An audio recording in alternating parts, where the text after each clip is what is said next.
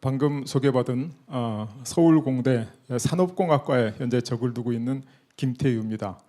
저 상임위원께서 너무 과찬의 말씀을 해주셔서 여러분들이 혹시라도 실망하시지 않으실까라는 우려도 생기고, 또 제가 지금까지 40년 가까이 강의를 쭉 해왔습니다마는 오늘처럼 대한민국에 영향력이 많으신 분들이 모인 자리에서 강의할 기회는 별로 없었던 것 같습니다. 그래서 오늘 상당히 긴장해서 평소보다 강의를 좀 더 잘 못할지도 모른다 이런 생각이 듭니다. 여러분들께서 좀 잘 이해를 해주셨으면 그런 생각을 하면서 저를 말씀드리면, 저는 원래 서울공대 자원공학과 교수였습니다.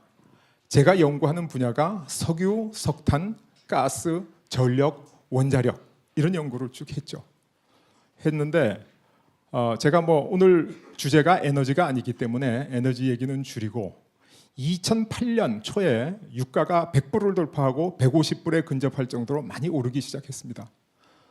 그때 제가 평생 공부한 그런 경험과 제 연구를 기반으로 볼 때 유가가 폭락할 것이라고 예측을 했습니다. 그런데 정부에서는 해외 자원 투자에 수십조 원을 쏟아붓는다. 그래서 제가 학자로서 이걸 어떻게 막아볼까?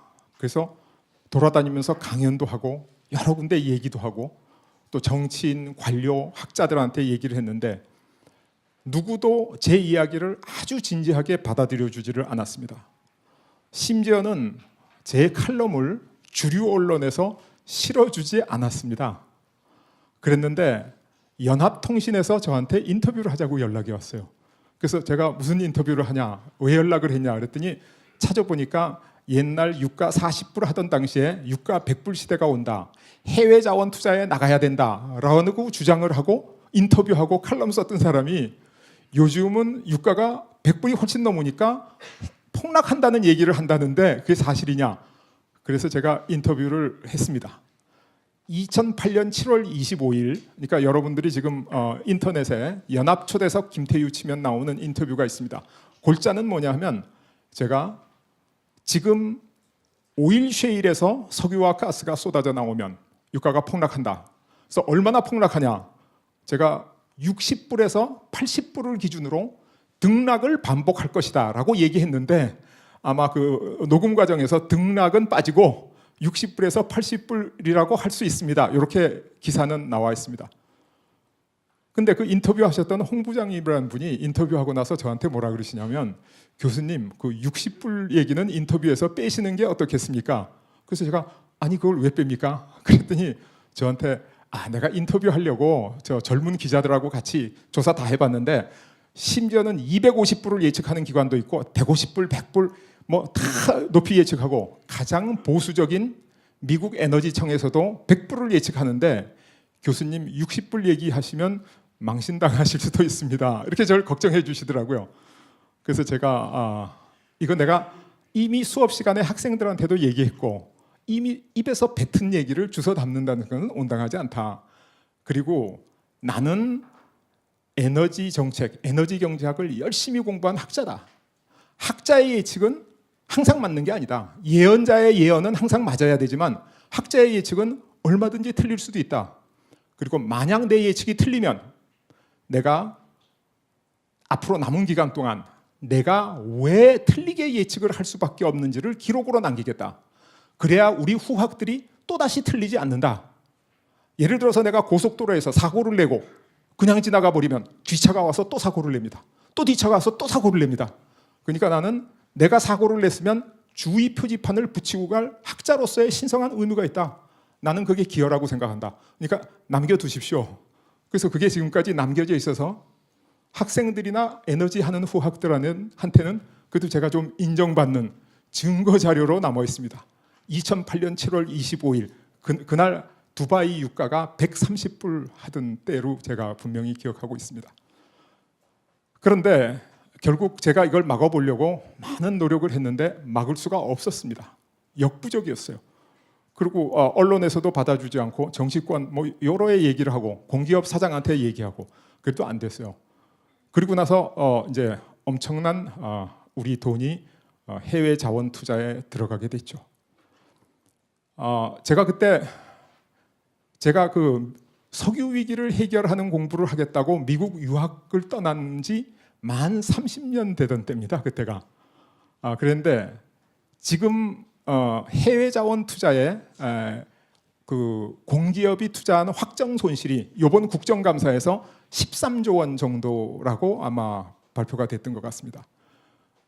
그런데 예를 들어서 정부가 국가 예산, 국민 세금을 낭비했다. 그래서 바꾸지 않아도 될 보도블록을 바꿨다. 그러면 예산의 낭비죠. 그러나 그 돈은 누구의 봉급으로, 누구의 재료비로, 누구의 매출로 국내를 돌아다니면서 소득주도 성장에는 기여를 크게 합니다.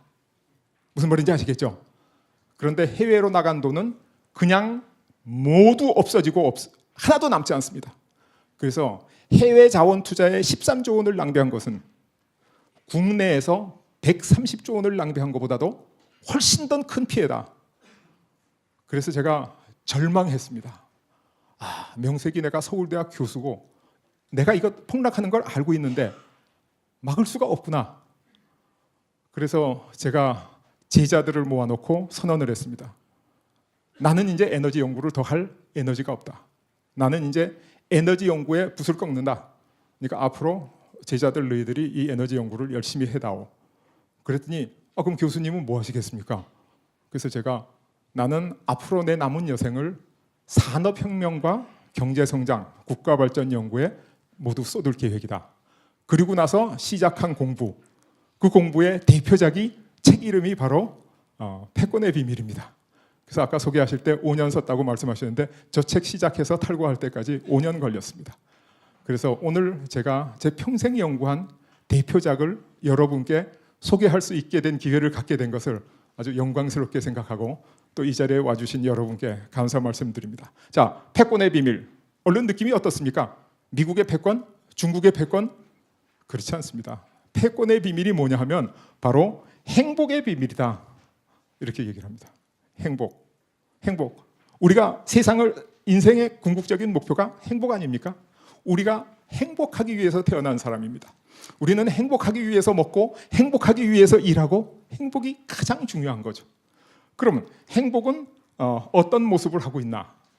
행복은 우리 주변에 있습니다. 죽음을 맞이했다가 살아나신 분들은 하늘이 파란 것도 행복이고 얼굴을 스치는 바람도 행복이고 들여 마실 수 있는 대기도 행복이다. 그렇게 얘기하시죠. 여기 계신 분들 정말 행복하신 분들입니다. 행복이 우리 곁을 떠났을 때 우리는 철저히 그 행복의 가치를 느끼는데 우리 옆에 있을 땐 모르죠.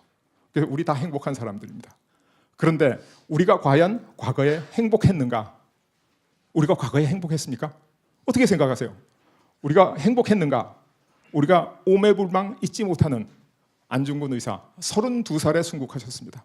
윤bun길 의사 24살에 순국하셨습니다. 유관순 열사 만 17살에 비참하게 세상을 떠났습니다. 왜 이런 의로운 젊은이들이 행복의 행자도 맛보기 전에 그렇게 비참하게 생을 마감해야 됐는가? 가슴 아픈 일이죠. 그런데 불행했던 사람은 이 사람들뿐만이 아닙니다. 국가의 무능으로 인해서 희생되기 시작한 젊은이들은 이 사람들뿐만 아니라 여러 가지 통계가 있습니다만 여러 가지 자료가 있습니다만 400만여 명의 젊은 한국 남자들이 징용으로 끌려갔고 20만 명 정도가 소위 정신대라는 이름 종군 위안부로 끌려갔다. 그래서 저 400만이 넘는 젊은이들이 남양군도에서 만주 벌판에서 지금 묘도 찾을 수 없고 영혼이 구천을 떠들고 우리 20만이 넘는 젊은 여성들이 영혼까지 갈갈이 찢겨서 아직 그 눈물도 마르지 않았다. 생각하면 정말 가슴 아프죠. 정말 화나는 일입니다. 도대체 이런 일이 과연 있을 수 있는가? 그럼 기성세대는 잘 살았냐? 자녀들을 저렇게 만든 부모 심정이 어땠겠어요? 상상도 가지 않습니까? 자, 그렇다면 왜 우리가 그때 이렇게 불행했는지 그 이유는 알아야 될 거 아닙니까? 그죠? 왜 이렇게 불행했나? 제가 여러분들께 그 말씀을 지금 드리기 시작합니다. 시작은 비교적 단순합니다. 어떻게 시작되냐? 우리가 이렇게 불행한 이유는 그 당시에 일본군의 주력 무기는 무라다 소총이라는 소총이었습니다. 원래 영국에서 개발된 전설의 소총 스나이더 소총을 수입해서 쓰다 보니까 너무 길고 무거워서 잘 쏠 수가 없어요. 왜? 그 당시에 일본 남자의 평균 키가 1m 55cm 남짓했다 그럽니다. 그래서 무라다라는 사람이 총을 가볍고 작게 만들었는데 성능은 스나이더 소총에 비해서 전혀 손색이 없었다. 훨씬 좋은 총이죠. 이때 우리 조선군은 뭘로 무장하고 있었냐? 화승총으로 무장하고 있었습니다. 화승총이 뭐냐? 저거 임진왜란 때 쓰던 조총이 그냥 거의 그대로입니다. 그런데 우리 조선군은 일본 제국주의 군대와 단 한 번 참 치열한 접전도 벌여보지 못하고 나라를 빼앗깁니다. 경술국치, 가슴 아픈 일이죠. 나라를 빼앗깁니다. 그런데 우리 동학 농민군이 이 화승총으로 무장하고 일본군과 싸웁니다. 그래서 일본군 군사 기록에 의하면 동학군을 3만 명을 사살한 걸로 기록되어 있습니다. 3만 명, 엄청난 숫자죠. 그럼 일본군은 몇 명 전사했나? 1명 전사했다는 겁니다. 그래서 KBS 역사 스페셜에 3만 대 1이라는 프로그램이 있었습니다. 어떤 자료에 보면 2명 사살했다는 거예요. 1명이나 2명이나 같은 숫자죠. 어떻게 이런 일이 있을 수 있는가? 그 이유는 무라다 소총은 유효 사거리가 800m, 엎드려 쏴 자세에서 총알을 재장전해가면서 뒤로 1분에 15발까지 일본군들이 발사할 수 있었다. 그런데 이 화승총은 유효 사거리가 120m, 그리고 재장전하는데 숙련되지 않은 농민병이 2, 3분씩 걸렸다는 거죠. 또 화승총은 총구멍으로 화약하고 총알을 집어넣어야 되기 때문에 서서 재장전을 해야 되는데 서면 완전히 적군의 표적이 되죠. 그래서 일본군 기록에 의하면 일본군 한 명이 동학군 200여 명을 능히 제압하고도 남는다. 이렇게 기록되어 있어요. 그러니까 이거는 전쟁이 아니었습니다. 일방적인 학살이었죠. 왜 이런 일방적인 학살이 가능했냐? 무기가 달라서 그렇죠. 그럼 왜 우리는 좋은 무기를 가질 수 없었나? 그렇죠? 그게 바로 우리가 불행했던 이유죠.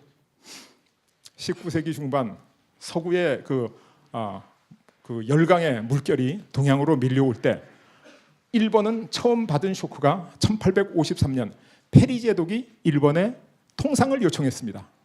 일본 막부에서는 우리는 쇄국 정책을 하기 때문에 통상을 할 수 없다. 그랬더니 도쿄만을 봉쇄하고 화력 시범을 보입니다. 내가 다시 돌아올 때까지 통상을 하지 않으면 쳐들어가겠다. 그런데 불과 13년 후에 우리는 프랑스 함대의 침입을 받습니다. 병인양요. 그죠? 그러니까 일본이 받은 쇼크나 우리가 받은 쇼크나 별 차이가 없어요. 불과 13년 차이로 쇼크를 받아요. 그런데 페리 제독이 왔다 갔을 때 에도 막부에 올라간 보고서에 의할 것 같으면 우리 일본의 대포는 800m를 나가는데 미국의 대포는 서너 배 멀리 갑니다. 저 양이가 다시 와서 우리를 포격하기 시작하면 우리는 앉은 자리에서 다 죽고 우리 대포는 단 한 발도 양이의 배에 미치지를 못합니다. 이런 보고가 올라갔어요. 병인양역 때 양헌수 장군의 보고서에도 똑같은 얘기가 있습니다. 우리 총은 100보를 나가는데 양이의 총은 500보를 넘어 나간다. 역사적인 사실이죠. 그래서 일본과 조선은 똑같은 기술의 차이를 인식했습니다. 똑같이 인식한 거죠. 그런데 안타깝게도 대처는 전혀 달랐습니다. 어떻게 달랐냐? 일본에는 요시다 쇼인, 유신의 아버지 이렇게 불리고 아베 수상도 제일 존경하는 사람이라고 인터뷰했던 기록도 있는데 이 사람이 대양이를 설파하기 시작했어요. 대양이가 뭐냐? 서양 오랑캐를 제압하는 올바른 방법. 이거는 서양 오랑캐의 기술을 배우는 산업혁명을 하는 수밖에 없다.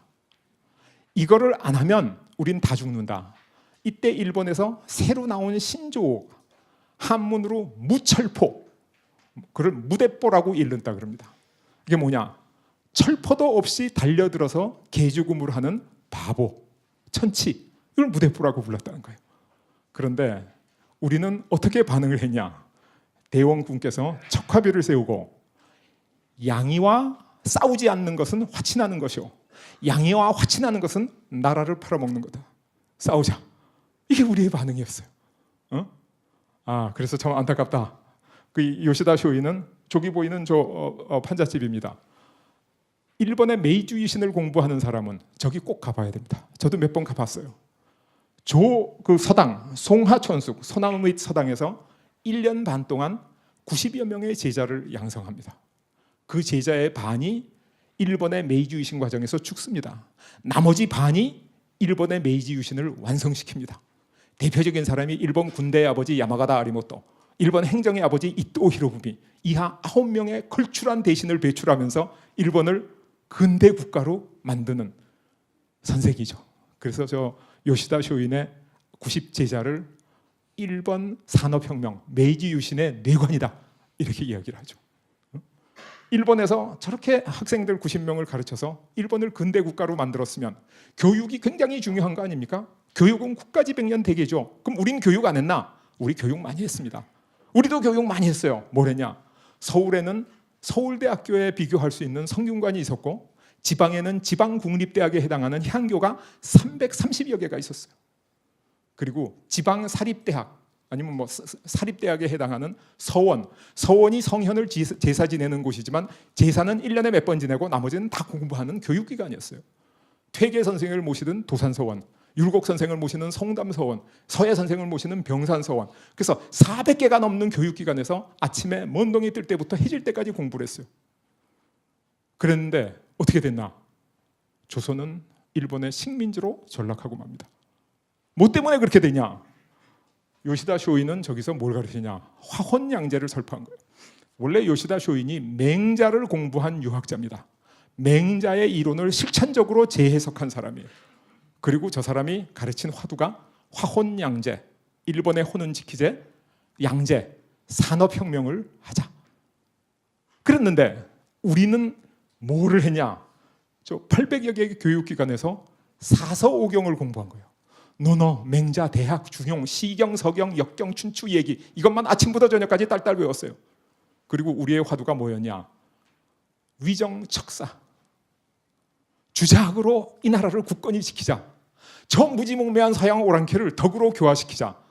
아마 영국이나 프랑스 사람이 들었으면 정말 웃었을지도 몰라요.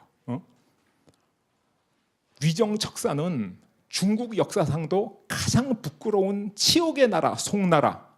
요 나라한테 조공바쳐, 금나라한테 조공바쳐, 서하에 조공바쳐, 조공으로 먹고 살던 나라의 주자가 주장하던 내용입니다. 위정척사, 주작으로 나라를 지키자. 근데 우리는 저기 빠져 있었어요.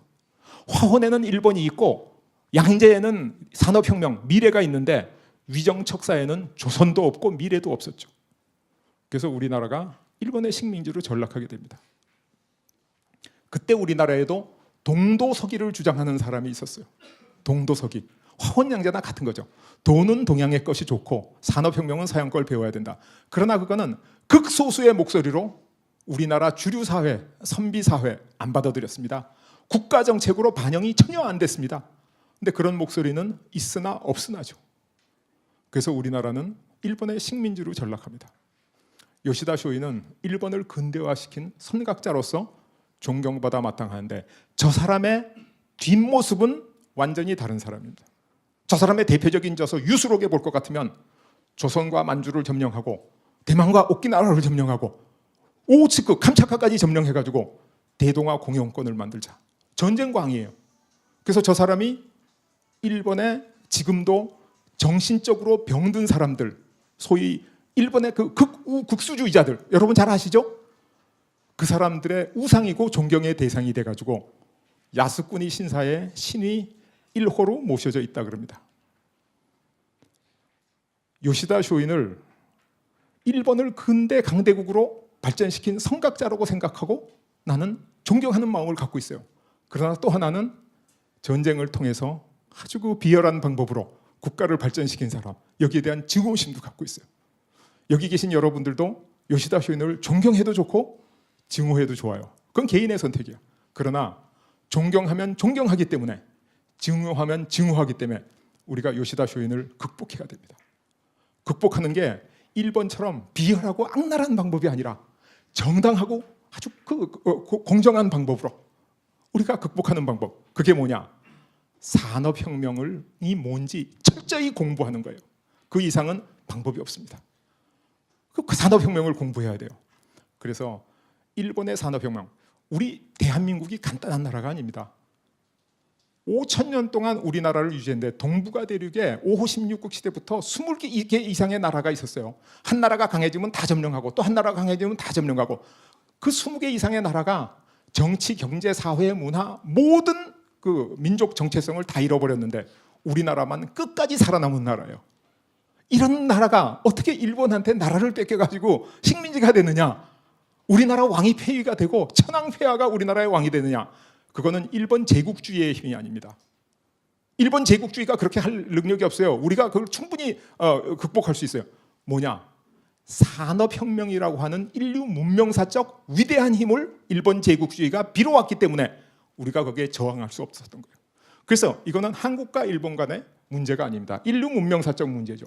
그래서 산업혁명을 대분기, 더 그레이트 다이버전스 이렇게 부릅니다. 산업혁명 전에는 징기스칸 같은 영웅이 나오면 몽골 제국이 패권국이 되고 나폴레옹이 나오면 프랑스가 패권국이 되고 영웅이 나오는 나라가 패권국이 되는 거예요. 그런데 산업혁명을 기점으로 해가지고 인류가 딱 두 개의 신분으로 나눠집니다. 산업혁명에 성공하거나 편승한 민족은 지배자, 지배민족. 산업혁명에 실패하거나 산업혁명에 소외된 민족은 노예, 식민지. 예외가 없는 법칙이에요. 혹간 정치적인 식민지를 면한 나라도 있었습니다. 그러나 경제적인 식민지까지 면한 나라는 단 한 나라도 지구상에 없었다. 산업혁명은 지구상에 있는 인류의 신분을 지배자와 노예로 나누는 엄청난 사건이었다는 거죠. 이 사건에 일본은 빨리 편승했는데 우리는 무지몽무하게 그걸 거부해서 그런 아픔을 겪었다는 겁니다. 자, 그러면 산업혁명이 어느 날 하늘에서 뚝 떨어진 사건이냐? 그렇지 않습니다. 이 지배자와 피지배자를 가누는 이 거대한 사건이, 산업혁명은 인류 문명 발전사의 한 단면입니다. 그래서 수만 년 수렵 채집 사회가 농업 사회로 변한 혁명을 우리가 농업혁명 이렇게 부르고, 농업 사회가 처음으로 산업화하기 시작한 단초를 제공한 게 네덜란드에서 주도한 상업혁명이고, 이 상업혁명을 발전시켜서 완성시킨 게 영국의 산업혁명입니다. 그래서 우리가 현재 이 산업사회에 와 있습니다. 앞으로 지식혁명에 의해서 우리는 지식기반 사회로 갈 것입니다. 이 지식혁명을 3차, 4차 산업혁명 이렇게 부르는데, 용어 통일을 위해서 제가 말씀드릴 것 같으면 산업혁명을 제일 먼저 정의한 분이 영국 역사학자 아놀드 토인비입니다. 그래서 1차 산업혁명 1780년경에 영국에서 일어난 석탄, 금속, 직물혁명, 그리고 약 100년 후에 독일에서 일어난, 미국에서 일어난, 독일과 미국 전기, 화학, 강철혁명, 이걸 2차 산업혁명이라고 부릅니다. 그러나 통상 저것을 합쳐서 그냥 산업혁명 또는 1차 산업혁명이라고 부릅니다. 최근에 얘기하고 있는 3차 산업혁명은 1970년대에 제르미 레프킨이 얘기한 거죠. ICT와 신재생 에너지 기술이 합쳐서 새로운 시대가 온다. 이게 3차 산업혁명이고, 최근에 다보스 포럼의 회장인 클라우드 슈밥이 이제 초지능, 초연결 사회, 아주 첨단 과학 기술과 인간과 사물이 다 연결된 하이퍼 커넥티드 소사이어티가 온다. 이게 4차 산업혁명인데, 3, 4차 산업혁명을 합쳐서 과거엔 지식혁명이라고 불렀고, 현재 그냥 4차 산업혁명 이렇게 부르고 있습니다. 자, 과거에 우리가 1차 산업혁명을 거부해서 얼마나 처절하게 불행했는지 제가 누누이 말씀드렸죠. 우리는 지금 행복합니까? 지금 우리가 행복한지 보려면 그 불행으로부터 어떻게 지나왔는지를 한번 훑어봐야 되죠. 이게 1963년도 경향신문 특집입니다. 우리는 얼마나 가난한가. 우리나라 1인당 국민소득 79달러, 125개국 중에 101위. 그런데 우리나라보다 가난하다고 하는 인도네시아 이런 나라는 쌀을 이모작해서 버마 같은 나라는 굶는 사람이 없었대요. 우리는 보릿고개에 굶고 있었습니다. 실질적으로는 우리나라가 세계에서 제일 못 사는 나라였습니다.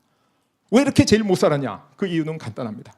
우리나라 국민의 68%가 농업에 종사하고, 공업에 종사하는 사람은 불과 2.7%. 가끔 어떤 사람들은 일본 제국주의가 우리나라에 와서 산업화에 도움을 줬다. 천만의 말씀이에요. 말도 안 되는 얘기예요. 왜? 보세요. 일본 제국주의가 물러간 지 18년이 지난 1963년도에 공업에 종사하는 사람이 2.7%? 그럼 일본 제국주의가 한국의 산업화를 지하에 묻어놓은 거예요? 어디로 간 거예요? 일본 제국주의에 전혀 도움이 되지 않았습니다. 다만 70년대 우리나라 산업화에 일본이 크게 도움을 준 데 대해서는 저도 인정하고, 당연히 옳은 얘기입니다. 그러나 일본 제국주의의 도움은 받은 적이 없다. 저건 아니다. 이거 증거가 다 있죠. 이렇게 볼 수 있는 겁니다. 그런데 그 후로 어떻게 됐냐? 우리는 한국 전쟁이 끝나고 나서 정말 가난했습니다. 그래서 저는 대학교 다닐 때 반은 군복을 입고 다녔고 반은 군화를 신고 다녔습니다. 왜? 운동화가 다를까 봐. 그래서 미국의 도움 없이는 우리가 견딜 수 없었던 시절이 있습니다. 국가 예산으로 그 나라가 유지 안 되던 시절이 있었어요. 그런데 우리가 그 후로 열심히 일해가지고 2007년에 국민소득 2만 불을 돌파하는 예비 선진국으로 자리매김합니다. 우리나라의 경제 발전을 세계의 석학들이 미러클, 한강의 기적이라고 얘기하는 이유는 크게 두 가지 있습니다. 하나는 경제가 발전하려면 지하 자원이 있든지 기술이 있든지 자본이 있든지 경제가 성장해야 될 무슨 조건을 갖춰야 되는데 우리는 하나도 갖추지 못한 상태에서 발전했다. 그러니까 이게 기적이죠. 기적 아닙니까? 두 번째는 지금 있었던 선진 강대국 잘 사는 나라는 식민지 수탈에 의해서 식민지 사람들의 고통을 기반으로 부를 축적했어요. 전쟁을 통해서 남을 파괴하고 약탈하는 가운데 남의 고통을 근거로 국가를 발전시켰어요. 그런데 우리는 어느 누구에도 고통을 주지 않고 오직 우리 허리띠를 졸라매고 우리가 나라를 이만큼 발전시켰다. 그래서 2차 대전이 끝나고 원조받던 나라에서 원조받던 가난한 나라에서 원조하는 의로운 나라로 거듭난 유일한 사례 대한민국. 이건 뭐로 설명합니까? 제가 그래도 명색이 경제학자고 근데 이거는 경제학 이론으로는 설명이 잘 안 되는 거예요. 그래서 이거는 우리 배달 민족의 저력이다. 슬기다. 이렇게밖에 설명이 안 되는 거예요. 그런데 정말 안타까운 일은 우리가 선진국 대열에 진입하기도 전에 한강의 기적이 끝나버렸다는 겁니다. 2013년도 지금부터 5년 전 맥켄지 한국 보고서에 의할 것 같으면 한국 경제는 가계부채가 증가하고 저출산 고령화 이런 것 등등등 여러 가지 이유로 인해서 북핵이 위기가 아니고 경제가 위기다. 저 5년 전 얘기예요. 지금은 북핵도 위기고 경제도 위기입니다. 그때는 북한이 ICBM이나 원자탄 없는 줄 알았죠. 없었는지도 모르죠. 지금은 다 갖고 있잖아요. 북핵도 심각한 위기입니다. 경제도 심각한 위기입니다. 진퇴양난이죠. 심지어 맥켄지 한국 보고서는 뭐라 그러냐? 한국 경제는 냄비 속의 개구리다. 뜨거운 물에다가 개구리 딱 집어넣으면 뜨거 그러고 튀어나오는데 찬물에 넣어놓고 슬슬 끓이니까 지가 죽어도 죽는 줄도 모르네. 한국 경제에 대한 찬사와 존경이 비하와 조롱으로 변해버렸어요. 5년 전에 이걸 우리가 몰랐던 거예요. 대한민국을 이끌어가는 엘리트 지도자들이 저거를 무시하고 그냥 가니까 우리 경제가 성장 동력을 다 잃어버리고 지금 무너져 내리고 있다는 겁니다. 정말 참담한 얘기죠. 무려 5년 전에 시그널을 다 줬는데 세상 사람들이 다 저렇게 평가했는데 아시아에서 한국이 말레이시아보다 성장 잠재력이 약하다는 것은 기록에 다 나와 있는데 근데도 우리만 그거를 무시하고 있었다는 거죠. 이래서는 안 되는 거죠. 정말 안타까운 거죠. 그러면 우리가 절반에 성공해서 절반으로 왜 갔는가? 그 사이에 있었던 두 가지 아주 큰 사건, 그게 IMF 경제 위기하고 2008년 금융위기입니다. 그러니까 분명 우리의 승천하려 그러는 올라가는 용이 하늘로 올라갈 것 같은 상승세가 꺾여가지고 하락세로 바뀐데 그 과정에 두 개의 큰 사건이 있었다. 그 하나가 뭐냐면 IMF 외환위기고 또 하나는 2008년 금융위기다. 저 두 개의 위기를 우리가 잘 극복했으면 우리나라가 선진국이 되지 않았겠냐. 안 된 거는 잘 극복 못한 거다 이렇게 생각할 수 있죠. 물론 우리 국민들이 일치단결해서 금모으기 하고 그러면서 극복하려고 그랬는데 마음대로 안 되지 않았냐. 그럼 어떻게 안 됐다고 얘기할 수 있냐. 저거 성공했다고 주장하는 분들도 지금 많은데 그런데 우리 지금 경제성장 동력을 상실한 건 사실 아닙니까? 상실했죠. 누구나 알고 있죠. 왜 상실했냐. 처방이 잘못됐기 때문에 상실했겠죠. 좋은 약을 썼으면 병이 났어야죠. 병이 안 난 것은 약이 잘못된 거예요. 왜 약을 잘못 썼냐? 진단이 잘못됐기 때문에 그렇죠. 그래서 IMF 외환위기와 2008년 금융위기에 대한 진단이 잘못되니까 처방이 잘못되고 처방이 잘못되니까 성장 동력을 상실했다 하는 것이 제 진단입니다. 자, 어떤 사람들은 우리 그때 열심히 했어. 우리 최선을 다했어. 그 이상의 좋은 방법은 없었어. 이렇게 강변하는 사람도 지금 많이 있습니다. 학자들 중에서도 있고 관료들 중에서도 있어요. 그러면 제가 반문하는 게, 자, 우리나라의 젊은이들이 자신을 뭐라고 부르냐? 3포 세대, 7포 세대 이렇게 부른다는 거죠. 연애, 결혼 같은 인간의 원초적인 본능을 포기하는 거예요. 얼마나 괴로웠으면. 그리고 희망, 대인관계 같은 가장 인간적인 본능도 포기하는 거예요. 얼마나 괴로웠으면. 젊은이들이 저렇게 괴롭게 절규하고 있는데 우리가 성공했다고요? 말이 안 되는 거죠. 성공했다고 볼 수 없지 않습니까? 그죠? 저거 N포 세대 누구나 다 동의하지 않습니까? 그러면 저 젊은 세대들의 아픔을 기반으로 기성세대는 잘 먹고 잘 살았냐? 그렇지 않습니다. 우리나라의 노인 빈곤율 세계 최고, OECD 평균의 물경 4배입니다. 거기다가 우리나라 사람의 자살률 인구 10만 명당 116명, 2등 하는 나라가 47명밖에 안 돼요. 근데 우리는 자살공화국이에요. 저렇게 자살 숫자가 높아요.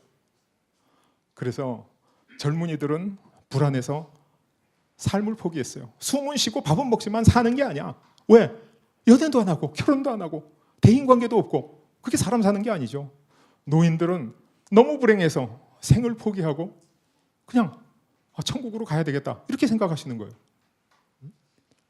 그러면 지금도 우리가 행복하지 않다. 이렇게 행복하지 않다. 그 이유가 뭐냐? 아마 이게 신자유주의의 실패다라고 저는 정의합니다. 신자유주의. 그래서 다행히 이렇게 어려운데 하늘이 우리를 버리지 않았구나. 우리한테 이렇게 위기를 극복할 수 있는 절호의 기회가 다가오고 있구나. 이건 정말 우리 배달민족한테 주어진 행운입니다. 이 기회를 우리가 꼭 잡아야 되죠. 그래서 유럽의 가장 낙후한 독일을 근대 선진 강대국으로 만든 비스마르크라는 재상이 행운의 여신이 다가왔을 때 그 옷자락을 움켜잡지 않으면 떠나고 다시는 오지 않는다. 뭐 이런 얘기를 했어요. 그러니까 지금 우리한테 이 위기를, 이 괴로움을 극복할 수 있는 기회가 지금 막 오고 있어요. 우리 이거를 붙들어야 됩니다. 이걸 놓치면 안 돼요. 그 기회가 어떻게 생겼나? 바로 이렇게 생겼습니다. 4차 산업혁명이라는 기회입니다. 4차 산업혁명. 그러면 어떤 분들을, 특히 조금 아시고 많이 모르시는 분들은 4차 산업혁명 우리만 그거 가지고 떠들지 다른 나라에 가보니까 아무도 4차 산업혁명 얘기 안 하더라. 왜 우리만 4차 산업혁명 가지고 그렇게 많이 얘기를 하냐. 그분들은 조금 아시지만 많이 모르시는 분입니다. 4차 산업혁명을 다른 나라에서는 디지털 트랜스포메이션이라고도 부르고 인더스트리 4.0이라고도 부르고 소사이어티 5.0이라고도 부릅니다. 아니 똑같은 사람이 이름이 다르다 그래서 사람이 달라지는 건 아니잖아요. 저 여러 가지 정의가 조금씩은 다릅니다만은 똑같은 4차 산업혁명이고, 지금 세계를 이끌어가는 선진국들은 앞으로 다가올 저 대변혁에 대해서 엄청난 관심을 쏟고 국력을 집중해서 총동원하고 있습니다. 그래서 4차 산업혁명은 우리만 떠드는 변화가 절대로 아니라는 사실입니다. 4차 산업혁명. 그런데 이 4차 산업혁명이 왜 중요하냐? 농업국가의 경제성장은 점점 감속하게 되어 있습니다. 지난 수천 년간 농업국가의 경제성장을 그래프로 그려보면 전부 저렇게 생겼습니다. 그런데 산업혁명이라고 하는 대분기가 생기면서 산업화한 나라의 경제성장은 가속적으로 성장하게 돼요. 저 차이를 보시죠. 저 차이가 뭐냐? 저게 바로 희망과 절망, 지배자와 식민지, 성공과 실패의 차이가 저 그래프로 눈에 보이시죠? 바로 저 차이입니다. 우리가 저때 산업혁명을 따라가지 못해서 큰 고통을 겪었는데 정말 다행히 우리한테 두 번째 기회가 오고 있습니다. 그게 뭐냐? 4차 산업혁명이고, 4차 산업혁명에 성공한 나라는 모든 산업국을 앞서서 발전해 나갈 것이다. 이 기회를 놓치면 안 된다. 그래서 제가 학생들한테 4차 산업혁명을 가장 쉽게 설명하려고 저 그래프를 그리고 또 그려가지고 그린 그래프입니다. 그런데 자, 우리가 산업혁명을 얘기하려면 산업혁명이 어떻게 오는지 알아야 되잖아요. 요즘 4차 산업혁명 강의가 많이 있습니다. 여러분이 4차 산업혁명 얘기를 하시는데 제가 들어본 4차 산업혁명 강의 중에 산업혁명을 집중적으로 공부하고 하시는 분은 못 들어봤어요. 첨단 기술을 공부하신 분이 4차 산업혁명 강의를 해요. 그러면 그 작은 부분은 맞습니다. 그러나 전체는 맞지 않습니다. 홍길동이 남자죠. 남자는 홍길동이 아닙니다. 그죠? 그래서 첨단 기술만 가지고 얘기를 하면 장님이 코끼리 만지듯이 코를 만지는 사람, 귀를 만지는 사람, 다리를 만지는 사람 달리 나타난다는 거죠. 그래서 산업혁명이 어떻게 왔는지 제가 여러분들한테 말씀드리려고 합니다. 왜냐하면 패권의 비밀이라는 책은 산업혁명을 연구한 책입니다. 제가 조사를 해보니까 내 책 패권의 비밀에 산업혁명이라는 단어가 148번 등장합니다. 그러니까 산업혁명이라는 단어를 가장 많이 언급한 역사서, 지구상에서 이렇게 볼 수가 있죠. 그래서 4차 산업혁명은 어떻게 오는가? 많은 사람들이, 또 저도 학교에서 배우기를, 영국, 미국 같은 선발국의 산업혁명은 시장 주도적으로 오고 독일, 일본, 한국 같은 후발국의 산업혁명은 정책 주도적으로 왔다. 이렇게 기억하고 있죠. 여러분도 다 그렇게 기억하실 거예요. 그럼 가장 먼저 온 영국의 산업혁명 한번 보도록 할까요? 영국이 어떤 나라입니까? 유럽에서 후미진 후발국이었어요. 그 로마의 영웅 줄리어스 시저, 다 아시죠? 시저가 영국을 쳐들어갔다가 돌아온 브리타니카 원정기, 거기 시저가 한 말이 있습니다. 뭐라 그러냐? 영국 족속은 하도 무식하고 더럽고 게을르니까 잡아가도 노예로서 쓸만한 가치가 없다. 정사에는 안 나오고 야사에만 나오는 얘기입니다. 제 정사에서 못 봤는데, 그만큼 영국 사람들이 유럽의 중심을 벗어난 사람이었는데, 영국은 비가 많이 와서 풀이 잘 자라요. 풀이 잘 자라니까 양이 잘 커. 그래서 양털 깎아가지고 수출해서 먹고 살던 나라인데, 양털 팔아봐야 얼마 안 돼서 가난한 거예요. 양털은 전부 영국에서 나오는데 돈벌이는 네덜란드 사람, 프랑스 사람, 이 사람들이 다 하는 거예요. 그래서 영국 의회와 기업가가 머리를 맞대고 양모 수출 금지법을 통과시킵니다. 실을 뽑든지 천을 짜든지 부가가치를 올려라. 그냥 수출 못한다. 그랬더니 이제 유럽에서 기술을 조금 줘가지고 실도 뽑고 천도 짜는데, 실 뽑고 천 차봐야 값이 얼마 안 오르는 거예요. 왜냐하면 최종 부가가치는 마감재에 있지 않습니까? 최종 제품에. 그래서 영국에서 다시 반제품 수출 금지법을 만듭니다. 완제품이 아니면 수출 못한다. 그랬더니 양털이 안 오니까 네덜란드하고 북프랑스, 플랑드르 지방 사람들이 양모 기술을 영국에 전수해 줍니다. 그래서 영국이 양모 제조 국가로 조금 발돋움하고 있는데, 이때 인도에서 면직물이 쏟아져 들어오기 시작하는 거예요. 그때 면직물이 얼마나 많이 들어왔냐 하면 그걸 겔리코 열풍, 그 면직물을 겔리코라는데 열풍이라고까지 불렀어요. 왜? 모직물은 거칠거칠하고 입기 힘든데 면직물은 보들보들하고 입기가 좋잖아요. 그래서 영국 모직물 산업이 위기에 처했습니다. 그래서 영국 의회는 어떤 법을 통과시켰냐? 겔리코 수입 금지법. 인도 겔리코 못 들어온다. 그게 돼요? 사람들이 다 좋아하는데 밀수가 돼서 막 쏟아져 들어오죠. 그래서 영국은 1721년 역사적인 법을 통과시킵니다. 뭐냐? 겔리코 착용 금지법. 이게 말이 됩니까? 영국 경찰이 겔리코 면직물 옷을 입은 사람이 있으면 그 자리에서 옷을 찢어서 다 벗깁니다. 그리고 갖다 가두고 벌을 줍니다. 우리나라 60년대 일본 테레비 수입 금지해도 시청 금지한 적은 없잖아요. 우리 미제 자동차 수입 금지해도 탑승 금지한 적은 없잖아요. 영국이 저렇게 철저하게 면직물을 탄압하자 인도의 면직물 산업이 쇠퇴하고 영국에서 새로운 방식의 면직물 산업이 시작된 것, 그것을 이름하여 산업혁명이라고 부릅니다. 그래서 산업혁명을 직물혁명이라고 하는 거죠. 무슨 말인지 아시겠습니까? 영국의 산업혁명이 가만뒀는데 시장에서 저절로 일어났다고요? 천만의 말씀입니다. 제가 어디 가서 그런 얘기 했더니 혹시 교수님 얘기하신 거 야사 아닙니까? 그래서 제가 여기 레퍼런스 다 붙였어요. 이거 말고 보내달라 그러면 100개씩 보내드릴 수 있습니다. 이거는 정사 중에서도 정사 기록입니다. 자, 그 면직물 공장을 세웠는데 이걸 돌려야 되는데 풍차도 별로 안 되고 힘이 없잖아요.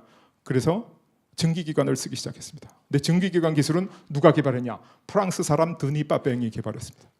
프랑스 사람이 개발한 증기기관이 어떻게 영국으로 가냐? 프랑스는 국토가 넓고 농토가 많아가지고 농사 짓는 나라니까 저게 쓸데없어서 저 사람이 영국의 기술 경진대에 출품한 그 설계도가 지금도 남아 있습니다. 처음에는 압력밥솥처럼 압력을 이용하는 그런 증기기관이었어요. 그런데 저걸 보고 토마스 뉴커먼이라는 사람이 증기기관을 만들었어요. 근데 이게 효율이 낮아가지고 석탄 광산에서 밖에 쓸 수가 없어요. 석탄이 너무 많이 들어가니까. 다른 데선 석탄을 운반할 수가 없었어요. 길이 없어서. 그래서 석탄 광산에서 썼는데 뉴커먼 증기기관을 수리하던 수리공 제임스 와트, 이 사람이 가만 보니까 야, 내가 이걸 이렇게 바꾸면 석탄을 반만 떼도 힘이 똑같이 난다. 그러니까 라복이라는 사람이 들어보니까 그거 괜찮거든. 우리 같이 사업을 하자. 여러분 벤처기업의 성공 확률이 몇 프로죠? 1%? 그때도 1%였습니다. 몽땅 망했어요. 라벅하고 제임스 와트가 빚더미에 올라앉았어요. 근데 또 제임스 와트가 부인이 착고를 했어요. 중년 무전, 중년 상처, 인생 지옥입니다. 그죠? 제임스 와트가 우울증에 걸리고 자살하려고 생각하고 모든 걸 다 버리고 러시아로 도망갈 생각도 하고 이렇게 고민하고 있는데 매튜 볼튼이라는 사업가가 가만히 보니까 저 제임스 와트의 증기기관은 성공만 하면 세상을 바꿀 거다. 저건 돈으로 주고 살 수 있는 게 아니다. 그래서 제임스 와트를 스카우트해서 같이 사업을 하기로 합니다. 그래서 회사를 실사를 해보니까 회사가 빚더미에 올라앉은 건 당연히 알았죠. 빚은 갚으면 돼. 돈은 벌면 되니까. 근데 문제는 특허 만료 기간이 얼마 안 남은 거예요. 매튜 볼튼이 여기다가 엄청난 돈을 쏟아놔가지고 이걸 성공시켰어. 그 다음에 어떻게 됩니까? 딴 사람이 다 복제를 해. 그러면 돈을 하나도 못 벌죠. 그 당시 특허라는 게 요새 뭐 반도체 웨이퍼처럼 아주 복잡한 기술이 아니에요. 눈으로 보면 망치로 두드려서 다 만들 수 있는 기술이에요. 그래서 딜레마에 빠진 겁니다. 볼튼과 와트가. 여러분이라면 이 문제를 어떻게 해결하시겠어요? 해결책이 있습니까? 없습니까? 특허 기간 만료는 얼마 안 남았고 기술은 개발해야 되겠고. 볼튼과 와트가 고민하다가 영국 의회에 청원을 합니다. 뭐라고 청원을 하냐? 이 특허는 무지무지하게 중요한 특허다. 그러니까 특허 기간 연장해달라. 여러분 그게 말이 됩니까? 내 특허 굉장히 좋은 거니까 특허 기간 연장해달라. 다른 사람 거는 20년인데 내 건 훨씬 더 해달라. 말도 안 되는 거죠. 있을 수 없는 일이죠. 대영 제국의 의회는 치열한 토론 끝에 근소한 표차로 그때부터 20년간 제임스 와트의 특허를 연장합니다. 그래서 매튜 볼튼이 엄청난 재산을 투자해가지고 증기기관을 완성시키고 그 증기기관을 기반으로 해서 한반도만한 크기의 영국이 세계를 지배하는 나라 대영 제국으로 거듭납니다. 여러분 지금 세상이 영국화되어 있어요. 영어가 국제어예요. 지구상 어디 가나 20%의 사람이 영어로 소통할 수 있는데 그게 그 지역에서 탑 20% 사람이 영어로 소통합니다. 우리가 제일 좋아하는 경기, 축구, 영국 게임입니다. 우리가 제일 좋아하는 골프, 그것도 영국 게임이에요. 영국 사람 하는 거 세상 사람들이 다 따라해요. 그 힘이 어디서 나오냐? 바로 여기서 나온 거죠. 대영 제국의 의회는 명분을 버리고 실리를 택한 겁니다. 아마 조선 왕조 500년 동안 단 한 번도 우리는 실리를 위해서 명분을 버리는 결정을 해본 적이 없는 나라일 거예요. 정말 가슴 아픈 일이죠. 이게 대영 제국입니다. 그래서 제가 오늘 시간 관계상 미국 얘기는 안 썼지만은 여러분 카나다하고 미국이 다른 나라라서 문제가 있습니까? 문제가 있어요? 유럽에서 각자 와서 정착했는데 그게 무슨 문제가 있어요? 카나다는 카나다고 미국은 미국이지. 그럼 미국의 북부와 남부가 단일 민족이에요? 조상이 같아요? 아니에요. 각자 따로 와서 정착한 거예요. 근데 왜 남북 전쟁이 일어나서 60만 명, 18살부터 45살까지 전투 가능한 남자 60만 명이 죽은 인류 역사상 최초의 대량 살상 전쟁, 남북 전쟁이 왜 일어났냐? 같은 민족도 아닌데 왜 그렇게 싸우냐? 그 당시에 남부에서 나오던 목화, 그 목화의 마켓 파워가 오페크의 오일보다도 컸다라고 역사가들이 기록하고 있어요. 그 목화가 전부 유럽으로 갑니다. 유럽에서 1등 상품이 돼서 미국으로 들어와요. 그러니까 미국은 이류 농업국이에요. 그런데 남북 전쟁이 끝나고 나서 남부의 목화가 유럽으로 안 가고 전부 북부로 올라옵니다. 그리고 미국은 유럽에서 들어오는 공산품에 대해서 평균 관세 48%를 붙여가지고 유럽의 모든 물건은 운임에다가 관세하면 미국 가서 값이 2배 올라갑니다. 그래서 미국이 식민지에서 일어난 농업국에서 근대 산업국가 슈퍼파워로 성장하는 계기가 되는 거죠. 그러니까 그게 바로 미국의 산업혁명입니다. 그럼 미국의 산업혁명이 시장에서 지절로 일어나요? 아니에요. 제가 영국과 미국 얘기를 했는데 후발국의 산업혁명 말할 것도 없죠. 독일의 철혈 정책, 철과 대포로 해결하겠다는 거 아닙니까? 일본의 메이지 유신, 피해 아주 혁명입니다. 메이지 유신 때 수없이 많은 사람이 죽었어요. 아마 1년에 한 번 이상 농민 반란이 일어났어요. 왜? 농지에서 세금의 87%를 농민한테 지세로 걷어가지고 전부 산업에 투자하고 농업에 하나도 안 투자하니까 농민들이 반란을 일으킬 수밖에 없죠. 농민 반란은 아니지만은 메이지 정부가 서고 나서 처음 사스마 반란, 그 서남 전쟁 그러죠. 그때 1만 6, 7천 명 정도가 사망을 합니다. 피해 혁명을 한 거예요. 그 후에 다른 나라들 다 이제 어느 정도 강력한 정부 주도의 산업혁명을 했죠. 그러면 후발국의 산업혁명은 말할 것도 없고 영국, 미국의 산업혁명도 국가가 정책적으로 일으킨 거죠. 그래서 산업혁명은 시장에서 저절로 일어난다. 천만의 말씀, 그런 일은 절대로 없다. 그리고 4차 산업혁명도 국가가 정책적으로 일으켜야 되고 산업사회의 패스트 팔로우 정책을 지식기반 사회의 퍼스트 무버 정책으로 바꿔야 되고 현재 부서에 소속된 일반 행정관료를 정책관료로 바꿔야 된다. 이건 뒤에 가서 다시 한번 언급하도록 하겠습니다. 이게 첫 번째 오해입니다. 두 번째 오해가 뭐냐? 산업혁명은 당시 하던 일을 열심히만 하면 됩니다. 우리가 지금 이대로 열심히 일하면 4차 산업혁명이 일어나냐? 천만의 말씀입니다. 왜? 스페인하고 프랑스가 유럽의 원래 선진국이었습니다. 해지지 않는 나라 칭호를 처음 받은 게 스페인이죠. 그런데 스페인의 프랑스의 젊은 엘리트가 전부 뭐가 되냐? 기사가 됐어요. 기사. 그러니까 농업제국으로 남아있은 거예요. 그런데 영국에서는 인클로우저 운동 이후로 젊은 엘리트들이 상공업, 산업혁명에 종사하기 시작한 거예요. 산업과 기술에. 그래서 이 유럽에서는 상공업에 귀족이 종사하면 자기를 뺐던 것을 영국에서는 미천한 아크라이트 같은 아주 신분이 낮은 사람도 직조기를 발명해가지고 이 귀족의 자기를 받고 주지사로까지 임명이 돼요. 그래서 사람 엘리트가 뭘 하느냐에 따라서 그 나라의 미래가 결정된다. 근데 우리나라에 지금 젊은이들이 다 뭐 하고 있냐? 공무원 되겠다고 공부하고 있어요. 우리나라의 공무원 절대수가 부족하다는 사실에는 저는 개인적으로 동의합니다. 그러나 젊은 사람이 공무원을 해야 되는 데는 동의하고 있지는 않습니다. 왜? 지금 다보스 포럼에도 나온 것처럼 앞으로 일반 행정관리, 사무 앞으로 10년 이내에 인공지능과 로봇으로 다 바뀝니다. 앞으로 주민센터 전부 무인화됩니다. 그러면 이 젊은 사람들 지금 공무원 시작해서 10년 후에 뭐 하겠냐? 우리나라의 최고 엘리트, 공부 잘하는 사람, 의대 가죠. 더 잘하면 성형외과 갑니다. 그죠? 그 성형외과 의사 되는 거예요. 그러면 그 머리 좋고 우수한 대한민국의 엘리트는 성형외과 가서 혼자 뭐 쌍꺼풀 수술하든지 해서 잘 사는데 만약에 그 사람이 4차 산업혁명적으로 와서 인공지능이나 새로운 스마트 반도체를 만들면 수만 명, 수십만 명이 그걸 생산하고 수출하고 응용하면서 같이 먹고 살게 되는 거죠. 그래서 그 나라의 엘리트가 어디에 가느냐에 따라서 그 나라의 미래가 결정되는데 안타깝게도 대한민국의 엘리트도 젊은이도 4차 산업혁명 분야로 안 가고 있다는 거예요. 그래서 우리나라의 과학기술 분야, ICT 분야의 선진국 대비 고등학위 배출이 낮고 우리나라의 인공지능 분야에 1년에 30명 박사가 나오는데 중국은 2,000명이 나옵니다. 그래서 우리가 중국하고 경쟁해서 이기겠느냐 하는 얘기죠.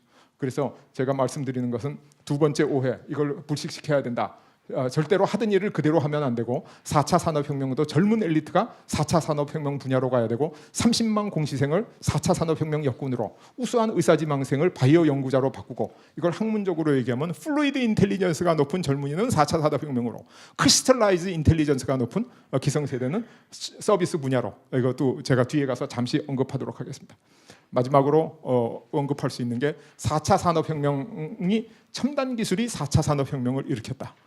아까도 말씀드린 것처럼 인공지능이 여기 이제 인공지능이 4차 산업혁명 기술이지만 증기기관 기술은 프랑스에서 개발되는데 증기기관 혁명은 영국에서 일어났죠. 그리고 전기의 아버지는 영국인이고 화학의 아버지, 근대화학의 아버지는 프랑스인인데 전기화학혁명은 독일하고 미국에서 일어났다.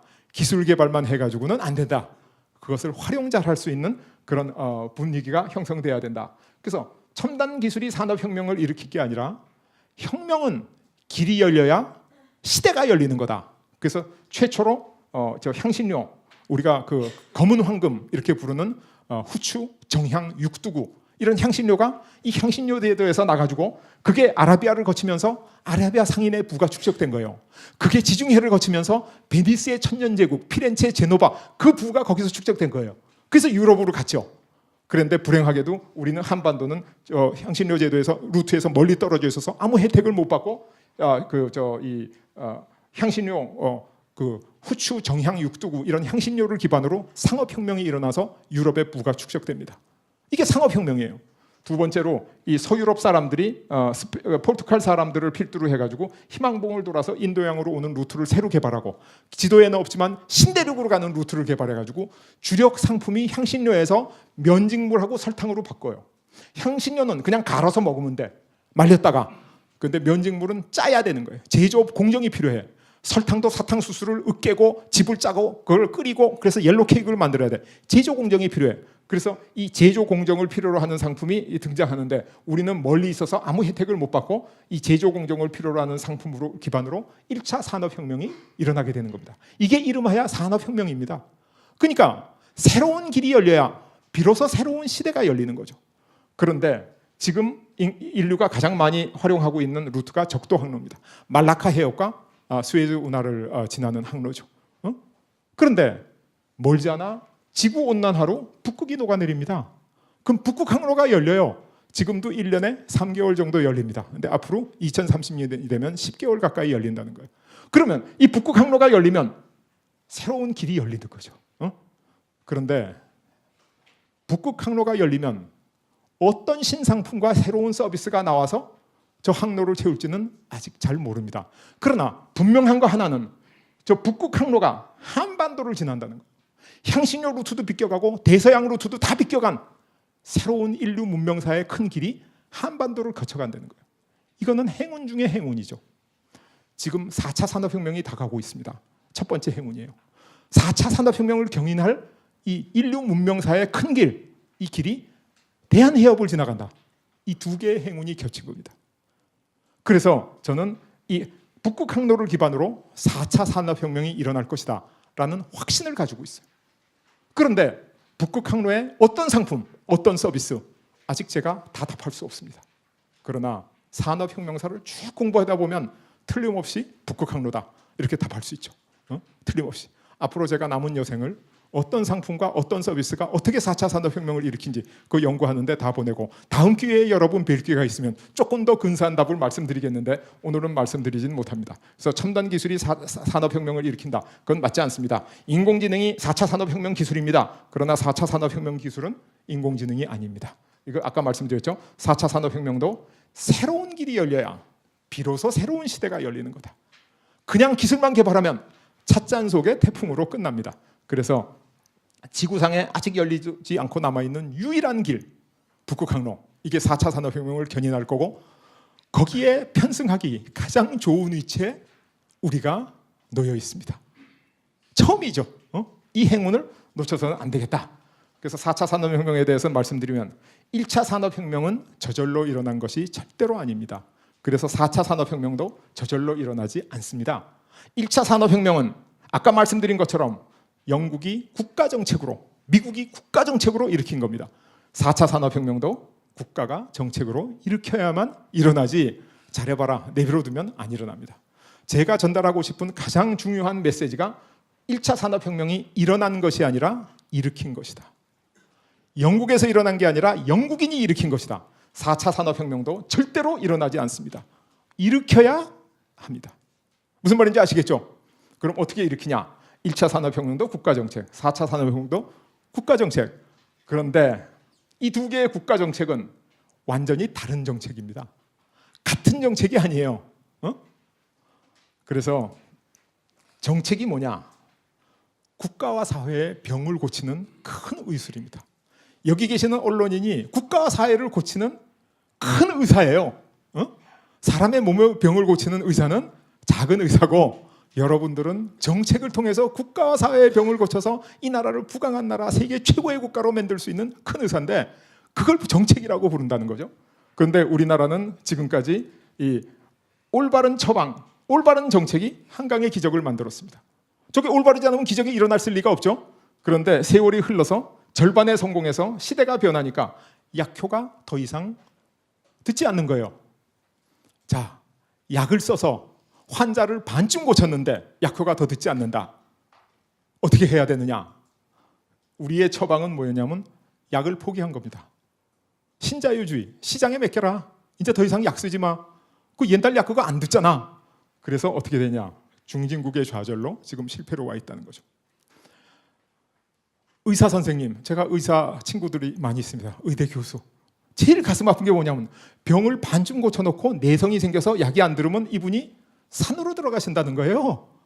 다 고칠 생각을 안 하고 자연 치유에다 맡겨야 된다. 그래가지고 사흘뿐이 돌아가시는 거 정말 가슴 아파요. 우리 국가가 그렇게 했습니다.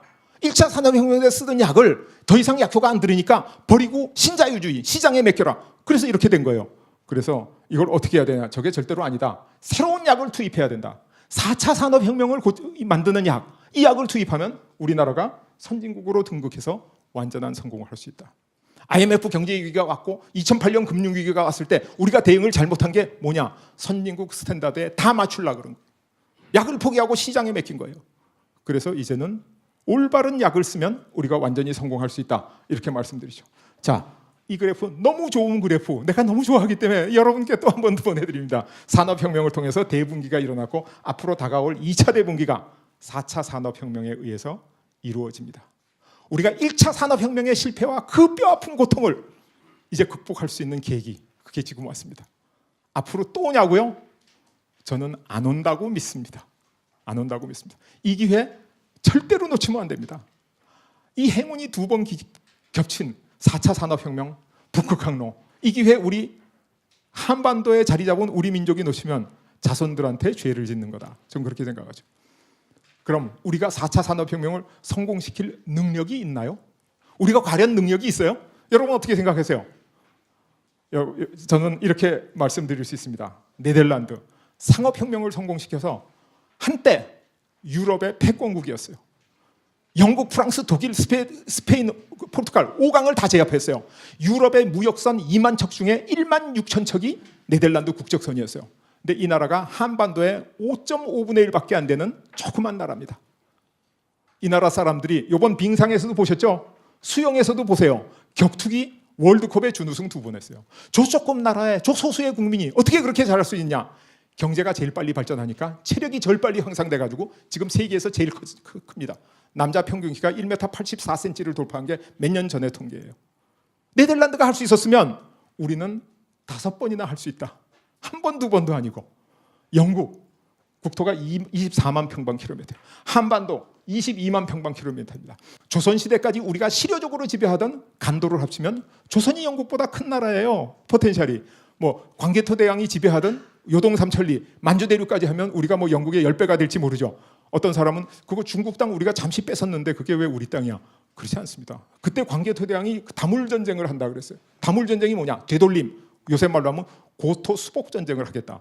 그럼 누구의 고토냐? 고조선의 고토라 그러는데 제가 그 부분은 공부가 짧아서 정확하게 다 말씀드릴 수도 없고 그 얘기하다가 오늘 강의가 안 끝날 것 같아서 그냥 넘어가도록 하겠습니다. 그래서 우리는 4차 산업혁명을 성공시킬 능력이 있다. 있고도 남는다. 우리가 안 해서 문제다. 그 얘기를 하는 거죠. 안 해서. 자, 그래서 제가 이 이론을 이코노믹 그로우스라는 책으로 써서 출간을 했습니다. 근데 저거는 수학도 들어가고 아주 복잡한 경제학 책이에요. 대부분의 학자가 대가는 30대 이론을 완성합니다. 40대, 50대, 20년 동안 후속 연구를 쫙 해요. 그러면 60대에 가서 그 학문이 세계에서 학문의 뿌리를 잡게 되는 거죠. 근데 저는 에너지 공부하느라고 내 인생의 전반부 다 보내고 후반부에 시작해가지고 지금 60대 다 돼서 저 책을 쓰니까 후속 연구를 할 시간이 없는 거예요. 저한테. 기회가 주어져 있지 않은 거예요. 그래서 이걸 세상에 빨리 알리려면 역사로 써야 되겠다. 그래서 5년에 걸쳐서 집필한 책, 이게 패권의 비밀입니다. 이 책을 보고 유럽의 학자들 8명이 지금 이 책의 속편을 쓰기로 시작했는데 이게 한글판 패권의 비밀 이런 책입니다. 그래서 이 책은 역사이기 때문에 물론 외국 학자들을 설득하는 게 1단계였기 때문에 약간은 어렵게 써 있지만은 누구나 진지하게 읽으면 다 이해할 수 있습니다. 역사니까. 그죠? 그래서 패권의 비밀 이렇게 써서 내놨는데 여러분 오늘 제 강의에 관심이 있거나 동의하시면 한번 읽어봐 주셨으면 좋겠다. 참 가슴 아픈 건 일본의 명치유신 시대의 후쿠자와 유키지라는 성각자의 책이 제가 이 학문에 관한 책인데 22만 부가 팔렸다는 겁니다. 그 당시에 일본 인구가 3,700만, 뭐 3,600만 그랬는데, 근데 그 당시에 조선 인구가 2,600~700만 됐다 그러는데 유기줄 선생의 서유견문록은 몇백 권도 안 팔렸대요. 그래서 아무리 좋은 이론도 읽히지 않으면 의미가 없다. 그렇게 생각하죠. 그래서 이게 제 그 책입니다. 자, 근데 마지막으로 제가 여러분들한테 말씀드릴 게 우리 사회에 4차 산업혁명을 거부하는 사람들이 많이 있습니다. 생각보다 많이 있습니다. 본인이 거부하는 줄도 모르고 거부하시는 분도 있습니다. 그래서 그 얘기를 조금 드림으로써 이 강의를 마칠까 생각합니다. 많은 분들이 4차 산업혁명이 뭐가 중요해? 이렇게 생각하니 그분들한테는 제가 절대로 그렇지 않습니다. 그리고 우리가 1차 산업혁명에 뒤처져서 이렇게 혹독한 대가를 치렀지 않습니까? 시대든 바뀌어도 4차 산업혁명에 뒤처지면 저기에 준하는 불행이 찾아옵니다 하는 걸로 저 답을 대체하겠고, 이미 여러분들은 제 생각에 다 동의하실 거예요. 그래서 부연 설명이 필요 없다고 생각합니다. 두 번째, 가장 어려운 게 산업혁명이 없었다. 4차 산업혁명도 없다. 왜 이런 얘기가 나오냐? 서구의 선진국의 경제학자 반은 저렇게 생각합니다. 역사학자도 반은 저렇게 생각해요. 그러니까 세상의 반이 저렇게 생각하고 있으니까 저건 없다고 할 수도 있죠. 우리나라에도 저렇게 생각하시는 분이 굉장히 많습니다. 그런데 제 책에 속편을 쓰기로 한 유럽의 역사학자 7명 중에 3명이 저한테 그랬어요. 나는 산업혁명을 믿지 않습니다. 4차 산업혁명도 믿지 않습니다. 그래서 작년 11월 달에 영국의 런던의 윈저 러지라고 왕실에서 갖고 있던 큰 대저택을 이렇게 컨퍼런스 룸으로 바꾼 데가 있어요. 거기서 3박 4일 집중 토론을 하면서 제가 그분들한테 설명했던 내용을 제가 말씀드릴까 생각합니다. 산업혁명은 있었고 4차 산업혁명도 있다. 산업혁명이 있다고 주장하는 학자들은 아까 얘기한 아놀드 토인비, 그다음에 하먼드 부부, 그리고 로스토우 이런 경제학자들이 산업혁명은 농업문명에서 공업문명으로 가는 아주 엄청난 변화다, 이게 다 주장하시는 분들이에요. 우리 편입니다. 그런데 반대하시는 분들은 그 클레펌 같은 경제학자는 산업혁명이 진짜 있었나? 그런데 그 후에 신경제 이론 클리오메트리카라는 이론을 통해 가지고 옛날 경제 상황을 계량화해서 숫자로 바꿔 가지고 조사를 해보니까 그 당시 영국의 경제 성장이 굉장히 낮았다. 우리가 생각한 것보다 반 이하, 3분의 1 정도밖에 안 됐다는 거예요. 다른 학자들도 계산해 보니까 또 낮았다는 게 그래프도. 그게 무슨 혁명이냐? 그냥 조금 변하지. 이렇게 된 거예요. 그래서 이제 산업혁명은 왜 없느냐? 이 사람들의 의견을 종합하면 산업혁명의 경제구조 이행이 연속적이고 점진적이고 지역적이기 때문에 혁명이라고 부르기에는 부족한 거 아니냐? 이게 그분들의 주장이죠. 그런데 저는 그게 아니라고 생각하는데, 왜 아니냐? 농업사회의 경제가 감속적으로 성장하고 산업사회의 경제가 가속적으로 성장하는 건 모든 사람이 다 압니다. 이론적으로 데이터로 다 증명이 됐어요. 근데 이분들이 주장하는 게, 자, 농업사회하고 산업사회하고 사이에 봐라. 경제 성장이 연속적 아니냐? 연속적이면 뭐가 혁명이냐? 불연속이래야 혁명이지. 그래서 제가 그 학자들한테 대답한 게, 감속하는 커브와 가속하는 커브는 기하학적으로 불연속입니다. 유클리드 기하학가 불연속이에요. 이거는 눈에는 연속으로 보이지만 그 사이에는 불연속점이 존재한다. 그랬더니 그분들이, 좋아, 그러면 야 봐라, 산업혁명 전이나 산업혁명 후나 경제성장 속도가 별 차이가 없잖아. 연속적인 변화잖아. 이게 무슨 혁명이냐? 그래서 제가 한 얘기가, 보세요, 산업사회는 이렇게 가속적으로 발전하기 때문에 진짜 발전하는 건 여기예요. 여기는 발전 속도가 늦습니다. 코끼리가 새끼를 낳는데 조그매. 야, 저 송아지보다 작은 게 이게 무슨 코끼리야? 이거 송아지야? 아니죠. 크면 엄청나게 큽니다. 그래서 제가 산업사회의 속성이 경제성장이 가속하기 때문에 그 변화가 실제로 눈에 띌 때는 세월이 흐른 그 뒤에 띄는 거지 처음부터 띄는 게 아니다. 그래서 소하고 코끼리하고 등치 가지고 소냐 코끼리냐를 결정하는 게 아니라 유전자 DNA를 갖고 결정하는 거다. 그래서 그 사람들을 설득을 제가 해서, 그분들이 당신 말에 내가 100% 설득된 건 아니지만은 내가 반론은 없다. 좀 더 생각해 보겠다. 잠정적으로 제가 KO승은 못하고 판정승 정도 하고 돌아왔는데, 이번 가을에 다시 만나기로 됐죠. 또 마지막으로 이분들이 제기한 게, 이게 점진적 변곡점이죠. 그래서 이 점진적인 변화라고 하는 것은 제가 아까 말씀을 하나 가지고 드렸는데, 이 전의 속도하고 이 후의 속도하고 똑같은데 속도는 비슷해도 가속도는 마이너스에서 플러스로 증가하니까 이 사이에 꼭 변곡점이 있다. 그리고 이 변곡점이 있고 가속도가 마이너스에서 플러스로 변하는 건 근본적이고 아주 질적인 변화다. 이렇게 말씀드려서 이 없다는 사실을 얘기했고, 또 이분들이 산업혁명이 전 세계적으로 전국적으로 일어나야지 한 군데서 일어나는 게 그게 무슨 산업혁명이냐. 그래서 제가 산업혁명이라는 것은 원래 한 군데서 일어나서 다른 데로 퍼져나가는 겁니다. 정치혁명처럼 전국적으로 전 세계적으로 동시에 일어나는 게 아닙니다. 이렇게 설명해서 일단은 설득에 성공했습니다. 자, 마지막으로 제가 이 강의 끝나기 전에 말씀드려야 될 게, 이 많은 분들이 4차 산업혁명이 오면 인간이 불행해진다, 이런 생각을 하시는 분들이 있어요. 여러분도 들어보셨죠? 왜 그러냐? 첫째, 직업이 없어지고 실업이 만연해서. 그래서 제가 이제 어느 날 수업에 들어가니까 학생이 손을 들고 어제 TV를 보니까 어떤 교수님이 나오셔서 강의를 하는데 다보스 포럼의 직업이 미래라는 보고서에 볼 것 같으면 앞으로 4차 산업혁명 시대가 오면 700만 개의 직업이 없어지고 200만 개가 새로 생겨서 네트로 500만 개의 직업이 없어질 거다. 그랬더니 어떤 조그만 그 초등학생이 질문을 했대요. 그럼 우리는 나중에 뭐 먹고 삽니까? 그랬더니 야, 이거 정말 큰일 났다. 그래서 침울한 분위기 하에서 프로그램이 끝났다는 거예요. 그래서 저한테 묻는 겁니다. 교수님이 산업혁명을 연구하셨다는데 앞으로 우리 직업이 없으면 어떻게 합니까?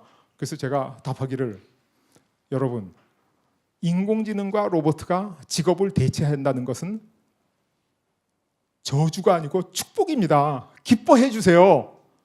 왜 그걸 기뻐해야 됩니까? 그래서 제가 그랬죠. 토마스 무어가 쓴 유토피아에 볼 것 같으면 유토피아에 가면 오전에 3시간 일하고 점심 먹고 한숨 자고 오후에 3시간 일한다. 그렇게 써 있어요. 그게 유토피아예요. 왜 그렇게 썼는지 아세요? 그 당시에 하루 12시간 노동할 때니까 6시간 노동하는 게 유토피아예요. 그렇다면 우리가 거의 유토피아에 와 있는 거죠. 지금 우리가 그렇지 않습니까? 일부 선진국에는 하루 6시간 노동해요. 그래서 내가 학생들한테 나는 주 6일 근무제에서 세상을 살기 시작해서 주 5일 근무제에서 은퇴하는데 여러 학생들은 곧 주 4일 근무제로 가야 된다. 그리고 은퇴하기 전에 주 3일 근무제로 가야 된다. 인간은 일하기 위해서 태어난 게 아니라 행복하기 위해서 태어났다. 그러니까 7일 중에 반 이상 일하는 건 행복한 사회가 아니다. 빨리 인공지능과 로봇가 하기 싫은 일, 지루한 일, 위험한 일 이런 거 다 해주면 여러분 일주일에 사흘만 일하고도 아주 잘 먹고 잘 살 수 있다. 그래서 인공지능과 로봇가 빨리 우리 직업을 대체해줘야 된다. 그런데 문제는 당장 이 직업이 바뀌면서 직장을 잃는 사람들이 있잖아요. 그죠? 그 사람들은 불행해지잖아요. 그래서 우리가 왜 100만 공무원을 월급을 우리 세금으로 주고 있고 300명의 국회의원들을 우리가 월급을 주고 있는가? 우리 세금 내서. 바로 그런 부작용들을 해결해 달라는 겁니다. 그분들이 해결해 주셔야 될 일이에요. 그래서 우리가 가야 될 원대한 목표는 앞에 있습니다. 우리는 그리 가야 돼요. 그리 못 가면 우리가 산업혁명을 못하는 거예요. 그 과정에서 오는 여러 가지 문제점은 정치인들, 관료들이 해결해 줘야 되는 거죠. 그래서 영국에서 산업혁명이 일어나고 어떤 일이 있었냐? 러다이트 운동이라는 게 생겼어요. 기계 파괴 운동. 기계 한 대 들어오면 100명 해고입니다. 그랬더니 그 노동자들이 해고당한 사람들이 화나니까 밤에 가서 기계를 때려 부순 거예요. 그게 러다이트 운동입니다. 기계 파괴 운동. 그래서 영국 의회는 러다이트를 주동하는 사람은 교수형에 처한다라는 법을 만들었어요. 그런데 어쨌든 러다이트가 극복되고 영국의 산업혁명이 성공된 다음에 통계로 볼 것 같으면 지구상에서 제일 잘 살던 네덜란드에 비해서 영국 노동자의 실질 임금이 2배가 됐어요. 그리고 다른 나라, 중국, 이태리, 스페인 이런 나라의 4배 내지 5배가 됐어요. 산업혁명, 저거는 축복입니다. 그리고 산업혁명이 일어나면 새로운 직업이 많이 생깁니다. 근데 우리가 그걸 알 수가 없을 따름이에요. 다보스 포럼에서 200만 개 생긴다는 건 아는 것만 200만 개가 생길 겁니다. 그래서 인공지능과 로봇가 직업을 대체해 주는 것은 우리가 유토피아로 가기 위한 축복입니다. 그 과정만 잘 해결하면 저 문제는 없어집니다. 여러분 동의하십니까? 그렇죠? 그래서 우리가 미래로 가야 된다. 그 다음에 인공지능이 인간을 지배할지 모른다. 저 걱정하는 사람 많이 있어요. 그리고 저는 그거를 터미네이터 신드롬 이렇게 부르죠. 왜? 터미네이터라는 영화가 너무 유행을 해가지고 로봇가 사람하고 싸우고 사람을 지배하고 우리 터미네이터 다 보셨죠? 그죠? 그런데 새로운 기술은 컨트롤하면서 우리가 함께 가야 됩니다. 그건 할 수 없어요. 세상에 부작용이 없는 기술은 지구상에 존재하지 않는다. 부작용이 있더라도 그걸 우리가 해결해야 미래로 간다. 여러분, 신기술이 있어요. 근데 이 기술, 이 상품 때문에 1년에 우리나라 사람이 5,000명씩 죽을 겁니다. 그 기술 도입해야 됩니까? 안 해야 됩니까? 5,000명이 죽는데? 그게 바로 자동차입니다. 우리나라 1년에 교통사고로 5,000명이 죽습니다. 지금은 조금 줄었어요. 한때 6,000명까지 죽었었어요. 근데 우리 그 사고가 위험하니까 자동차 없이 걸어 다닐까요? 그건 말이 안 되는 거죠. 그죠? 그래서 우리가 기대할 수 있는 여러 가지 부작용은 있습니다. 그걸 알고 그걸 해결하면서 나가야 돼요. 세계 많은 나라에서 말 타는 걸 규제했어요. 특히 도시에서. 왜? 말을 타면 사람이 슈퍼맨이 돼버려. 왜? 사람을 때리고 물건 훔쳐가지고 도망가도 잡을 수가 없어요. 옛날에 그랬죠. 그런데 몽고에서는 말을 마음대로 풀어놨어요. 누구나 말을 잘 타게. 물론 유목하느라고 그럴 수밖에 없긴 했죠. 그래서 몽고의 결혼은 그 당시에 다 약탈혼이었습니다. 약탈해오는 게 처녀만 약탈하는 게 아니라 유부녀도 약탈을 해요. 그래서 결혼을 했어요. 징기스칸이 결혼한 후에 부인을 약탈당해서 부인을 되찾아왔을 때는 아이를 베고 있었습니다. 그래서 징기스칸이 그 장남을 끝까지 철저히 장남 대접을 하고 마지막에 사한국 중에 하나를 물려줬죠. 그 아들한테. 그래서 말 타는 것에 부작용이 무서워서 말을 못한 나라는 몽고한테 다 점령당했습니다. 몽고는 그 말 타는 기술로 세계를 점령했죠. 또 한때 바다에 나가면 법이 없어요. 보는 사람도 없고 경찰도 없고. 그래서 배가 공해상으로 나가면 배가 무법천지가 됩니다. 거기서 뭐 살인, 뭐 린치 여러 가지 나쁜 사건이 일어나고 물에 던져버리면 아무 증거도 안 남았는데 우리는 해금 정책이라는 걸 써서 바다에 못 나가게 했어요. 국민들이 위험하니까. 참 훌륭한 정책이죠. 중국하고 우리나라가 해금 정책을 썼습니다. 영국은 바다로 다 내보냈습니다. 결과 어떻게 되냐? 영국은 세계를 지배하는 나라가 되고 우리나라하고 중국은 식민지가 됐다. 아주 엄청난 얘기죠. 그래서 이 기술은 위험한 점도 있고 부작용도 있지만 그걸 극복하고 미래로 가야 우리가 역사의 주인공이 된다. 역사의 주인공이 되려면 정말 한번 성공해 보려면 정말 국민을 행복하게 하려면 극복하고 앞으로 가자. 나머지는 극단적인 양극화 시대가 온다. 4차 산업혁명이 오면 부자는 더 부자가 되고 가난한 사람은 더 가난해진다. 양극화 말만 들어도 기분 나쁘죠. 저도 양극화에 결사반대합니다. 어떻게 가난한 사람이 더 가난하게 되는 걸 방치해야 돼요? 부자가 더 부자 되는 거는 뭐 그렇다 치더라도 그건 안 되잖아요. 그런데 산업사회의 양극화의 모습을 그래프로 그려볼 것 같으면 어떤 모습을 보이냐? 이런 모습을 보입니다. 가난한 사람이 더 가난해지는 일은 산업혁명 이후에 별로 없습니다. 대부분 부자가 엄청난 부자가 돼 갈 뿐이에요. 그런데 국내에서 부자와 가난한 사람의 차이는 세금으로 해결할 수 있어요. 부자한테 세금 많이 걷어서 나눠주면 되니까. 근데 국제적으로는 해결이 안 돼요. 제가 나라가 너무 많아서 주별로 그렸는데 북아메리카주하고 제일 밑에 아프리카하고 보세요. 엄청난 차이가 나죠. 얼마 전에 미국 대통령이 아프리카를 거지 소굴이라고 얘기해가지고 루머에 올랐죠. 그죠? 아프리카 가난하다고 미국이 도와줄 의무가 있는 게 아닙니다. 그래서 국제적인 양극화에서 우리는 반드시 앞으로 나가야 됩니다. 앞으로 나가려 그러면 우리나라의 기업도 필요하고 뭐 여러 가지가 필요하죠. 그래서 우리가 국제적인 양극화에서는 우리가 무조건 앞서 발전한 나라로 가야 되는데 국내 양극화는 우리가 얼마든지 해결할 수 있다. 그래서 예를 들어서 말씀드리는 게 지금 우리나라의 젊은이들 정말 어렵습니다. 대학을 졸업할 때 학자금 대출 때문에 빚을 짊어지고 졸업하는 거예요. 그렇게 새로운 인생을 시작해서 그 젊은이가 어떻게 되겠어요? 그걸 탕감해주고 도와주려고 그러면 돈이 들죠. 그 돈이 들려면 우리 월급쟁이들이 세금을 2배 올려서 도와주겠습니까? 우리 월급쟁이 세금 2배, 3배 올려가지고 저거 못 도와주죠? 누구냐? 큰 기업, 큰 재벌 이런 게 나와가지고 세금을 많이 거둘 수 있어야 됩니다. 그러면 저 젊은이들을 도와줄 수 있죠. 그 다음에 지금 고령화 시대가 와서 60세 은퇴하고 옛날에 90년대까지 70년 평균 수명 70세 10년만 부양하면 됐는데 지금 20년 80세 부양해야 돼요. 조금 있으면 30년 부양해야 돼요. 저 고령자들을 누가 부양하겠어요? 여러분들이 세금 2배, 3배 내가지고 부양하시겠어요? 그럼 허리가 휘어지는 게 아니라 부러지죠. 그래서 저 고령화 시대를 극복하려면 돈을 많이 버는 사람이 많이 나와서 세금을 많이 걷어야 됩니다. 그리고 앞으로 우리가 가야 될 길, 저는 이터널리 기본소득제를 우리가 택해야 된다고 생각해요. 물론 지금 있는 기본소득제에 85% 찬성하지만 15%는 개선해야 됩니다. 지금 그대로는 안 된다고 생각하는데 우리가 기본소득제로 가가지고 모든 국민한테 월급을 주려면 누구 돈으로 줘요? 종이에서 인쇄해서 주면 안 됩니다. 그럼 나라 금방 망합니다. 하이퍼 인플레이션이 생겨가지고 결국 우리나라에 소위 빌 게이츠나 주커버그 같은 사람, 그런 사람이 나와서 엄청난 능력과 엄청난 운을 타고난 사람들이 있습니다. 그 사람들로 하여금 많은 돈을 벌 수 있도록 해줄 때 우리가 그 사람들한테 세금을 신나게 걷어가지고 그 기본소득제, 국민봉급을 줄 수 있는 거예요. 나 같은 월급쟁이가 일해서 세금 내가지고는 절대로 안 됩니다. 월급쟁이들이 그저 해결할 수 없는 거예요. 그래서 우리가 4차 산업혁명 시대에 엄청난 능력과 운을 타고난 사람, 그런 기업이 세계의 돈을 빨아들일 수 있도록 해주면 우리가 그 청소년 문제, 노인 문제, 기본소득제 다 해결할 수 있습니다. 그 방법 외에는 현실적으로 다른 방법이 없다는 거죠.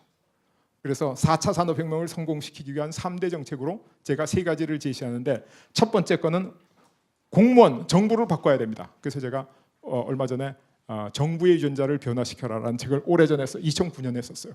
저것만 하면 규제가 완화되고 4차 산업혁명 시대로 갈 수 있다. 두 번째는 젊은이를 4차 산업혁명 인재로 육성하자. 그래서 은퇴가 없는 나라라는 책을 썼어요. 저 둘 다 삼성경제연구소에서 출판을 한 책입니다. 그런데 저 책이 아직 완전히 정책으로 반영되고 있지는 않아요. 그리고 오늘 말씀드린 북극 항로를 선점해서 4차 산업혁명을 선도하자.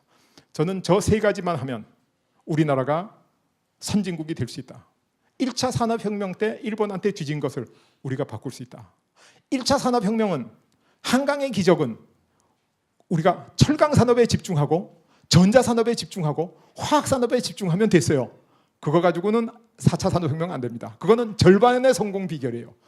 이거 완전한 성공, 4차 산업혁명의 비결은 정부를 바꾸고 사회를 바꾸고 북극 항로를 개척해야 된다 하는 게 이제 제 주장이죠. 이 내용을 제가 이렇게 시리즈로 썼습니다. 그래서 제일 위에가 경제 이론서. 이게 역사적으로 이 이론을 다시 풀어 쓴 내용입니다. 이게 역사적 실증, 4차 산업혁명 이론이고, 그럼 당장 우리가 뭘 하면 4차 산업혁명에 성공할 수 있냐? 많은 사람들이 진단을 하고 얘기는 하는데 당장 뭘 하냐? 여기에 대한 답은 없지 않느냐? 그래서 제가 답하려고 쓴 게 정부의 유전자를 변화시켜라, 정부혁신, 은퇴가 없는 나라, 사회혁신, 그리고 지금 쓰고 있는 책, 이게 북극 항로와 한국 러시아의 미래 발전, 이걸 열심히 쓰고 있습니다. 그래서 언제 이것을 3번째 책을 끝낼지 모르지만 올해 중으로는, 빠르면 여름에는 끝낼까 생각하고 있습니다. 그래서 제가 오늘 말씀드린 패권의 비밀, 그게 왜 행복의 비밀인지 이제 여러분들이 아셨죠? 패권의 비밀은 행복의 비밀입니다. 우리가 패권에 다가갈 때 우리 국민이 행복해질 수 있고, 우리가 우리 국민의 행복을 이렇게 방어할 능력이 생깁니다. 네덜란드가 했습니다. 그래서 네덜란드가 한때 세계 최강이었어요. 영국도 했습니다. 한때 영국이 세계를 지배했어요. 그런데 4차 산업혁명은 어디서 일어나냐? 아직 아무도 모릅니다. 왜? 4차 산업혁명은 일어나는 게 아니라 일으키는 거기 때문에. 그래서 제가 여러분들한테 마지막으로 부탁하고 싶은 얘기가, 여러분들이 해주시지 않으면 아무도 해주지 않습니다. 감나무 밑에 입을 벌리고 기다려도 감은 입에 떨어지지 않습니다. 여기 계신 여러분들이 내가 4차 산업혁명을 성공시킬 거야, 이렇게 결심하시면 분명히 4차 산업혁명이 일어나고 우리나라가 가장 행복한 나라, 패권 국가로 거듭날 수 있을 것이다. 이런 말씀으로 오늘 강의를 마치도록 하겠습니다. 대단히 감사합니다. 오늘 아주 좋은 강의 잘 들었고요. 저는 영국 ITM 방송국의 맹주석 특파원입니다. 지금 그 인사혁신, 인재육성, 북극항로 다 굉장히 좋은 말씀인데요. 지금 정부에서 육성적으로 하게 된다면은, 지금 정부 시책이 기업을 이렇게 좀 기업하고 싶은 마인드가 생겨야 되는데, 제가 아는 많은 기업인들 요새 인터뷰해 보면은 기업 진짜 하기 힘들다, 살기 힘들다, 이민 가고 싶다, 뭐 이런 얘기들 하고 있습니다. 그래서 이런 이유가 뭔지, 지금 그 정부 시책이 예를 들어서 기업을 투자 마인드를 활성화시켜줘 갖고, 내가 돈 투자해서 좀 인재 육성을 해야 되겠다, 이런 마인드를 가져야 되는데, 최근에 많은 그 기업인들이 그런 얘기들을 해요. 중소기업인들도 그러고, 진짜 힘들다는 얘기하고, 이민 가고 싶다, 뭐 이런 얘기 할 정도로 굉장히 힘들어하는데, 이 정부에서 지금 그 슈레더 총리하고 인터뷰를 했었을 때, 슈레더 총리는 자기가 3인당의 그 총수로 있으면서 이 노조 통독이 되고 나서 엄청난 그 경제 위기에 시달리고 나서, 통독이 된 후에 그 나라를 바로 잡지 않으면 유로존 위기 때문에 넘어진다라고 생각해갖고 이 노조와 결별을 하고 사회보장제도 이런 거 전부 다 깎고 막 이래갖고 결국은 졌습니다, 아메리칸한테.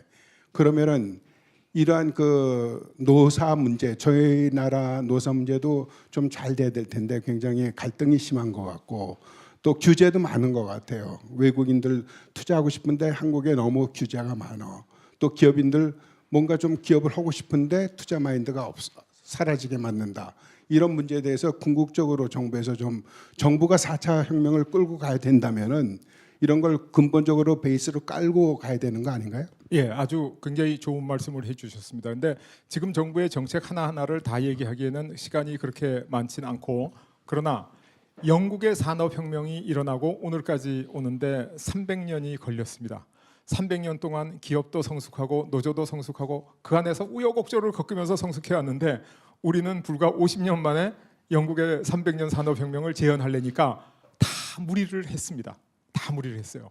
그래서 그 안에서 많은 부작용과 균열이 있었는데, 이거는 성장통이다. 어린애들도 빨리 클 때 다리가 막 아파요. 다리가 길어질 때, 그죠? 그래서 이건 성장통이다. 그래서 우리가 성장통을 잘 극복하면 된다.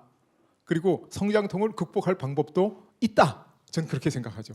그래서 지금 규제, 예를 들어서 말씀드리면 지금 규제 얘기하는데, 규제를 형식지로 요 규제를 풀어라, 요 규제를 풀어라, 요 규제를 풀어라. 그래가지고 규제가 안 풀립니다.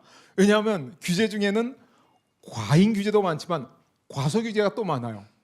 과소 규제 대표적인 게 뭐예요? 세월호 사건. 그 과소 규제지요. 요새 그저 목욕탕에 어디죠? 요양병원 불나가지고 타준 거. 그것도 과소 규제죠. 그래서 그 많은 규제 중에 과잉 규제도 있고 과소 규제도 있는데, 과잉 규제의 부작용은 10년 후에 나타납니다. 20년 후에 나타나요. 그죠? 과소 규제의 부작용은 내일 나타나요. 모레 나타나. 그러니까 공무원들이 과잉 규제를 할 수밖에 없는 겁니다. 그래서 공무원들 제도를 먼저 바꿔야 된다.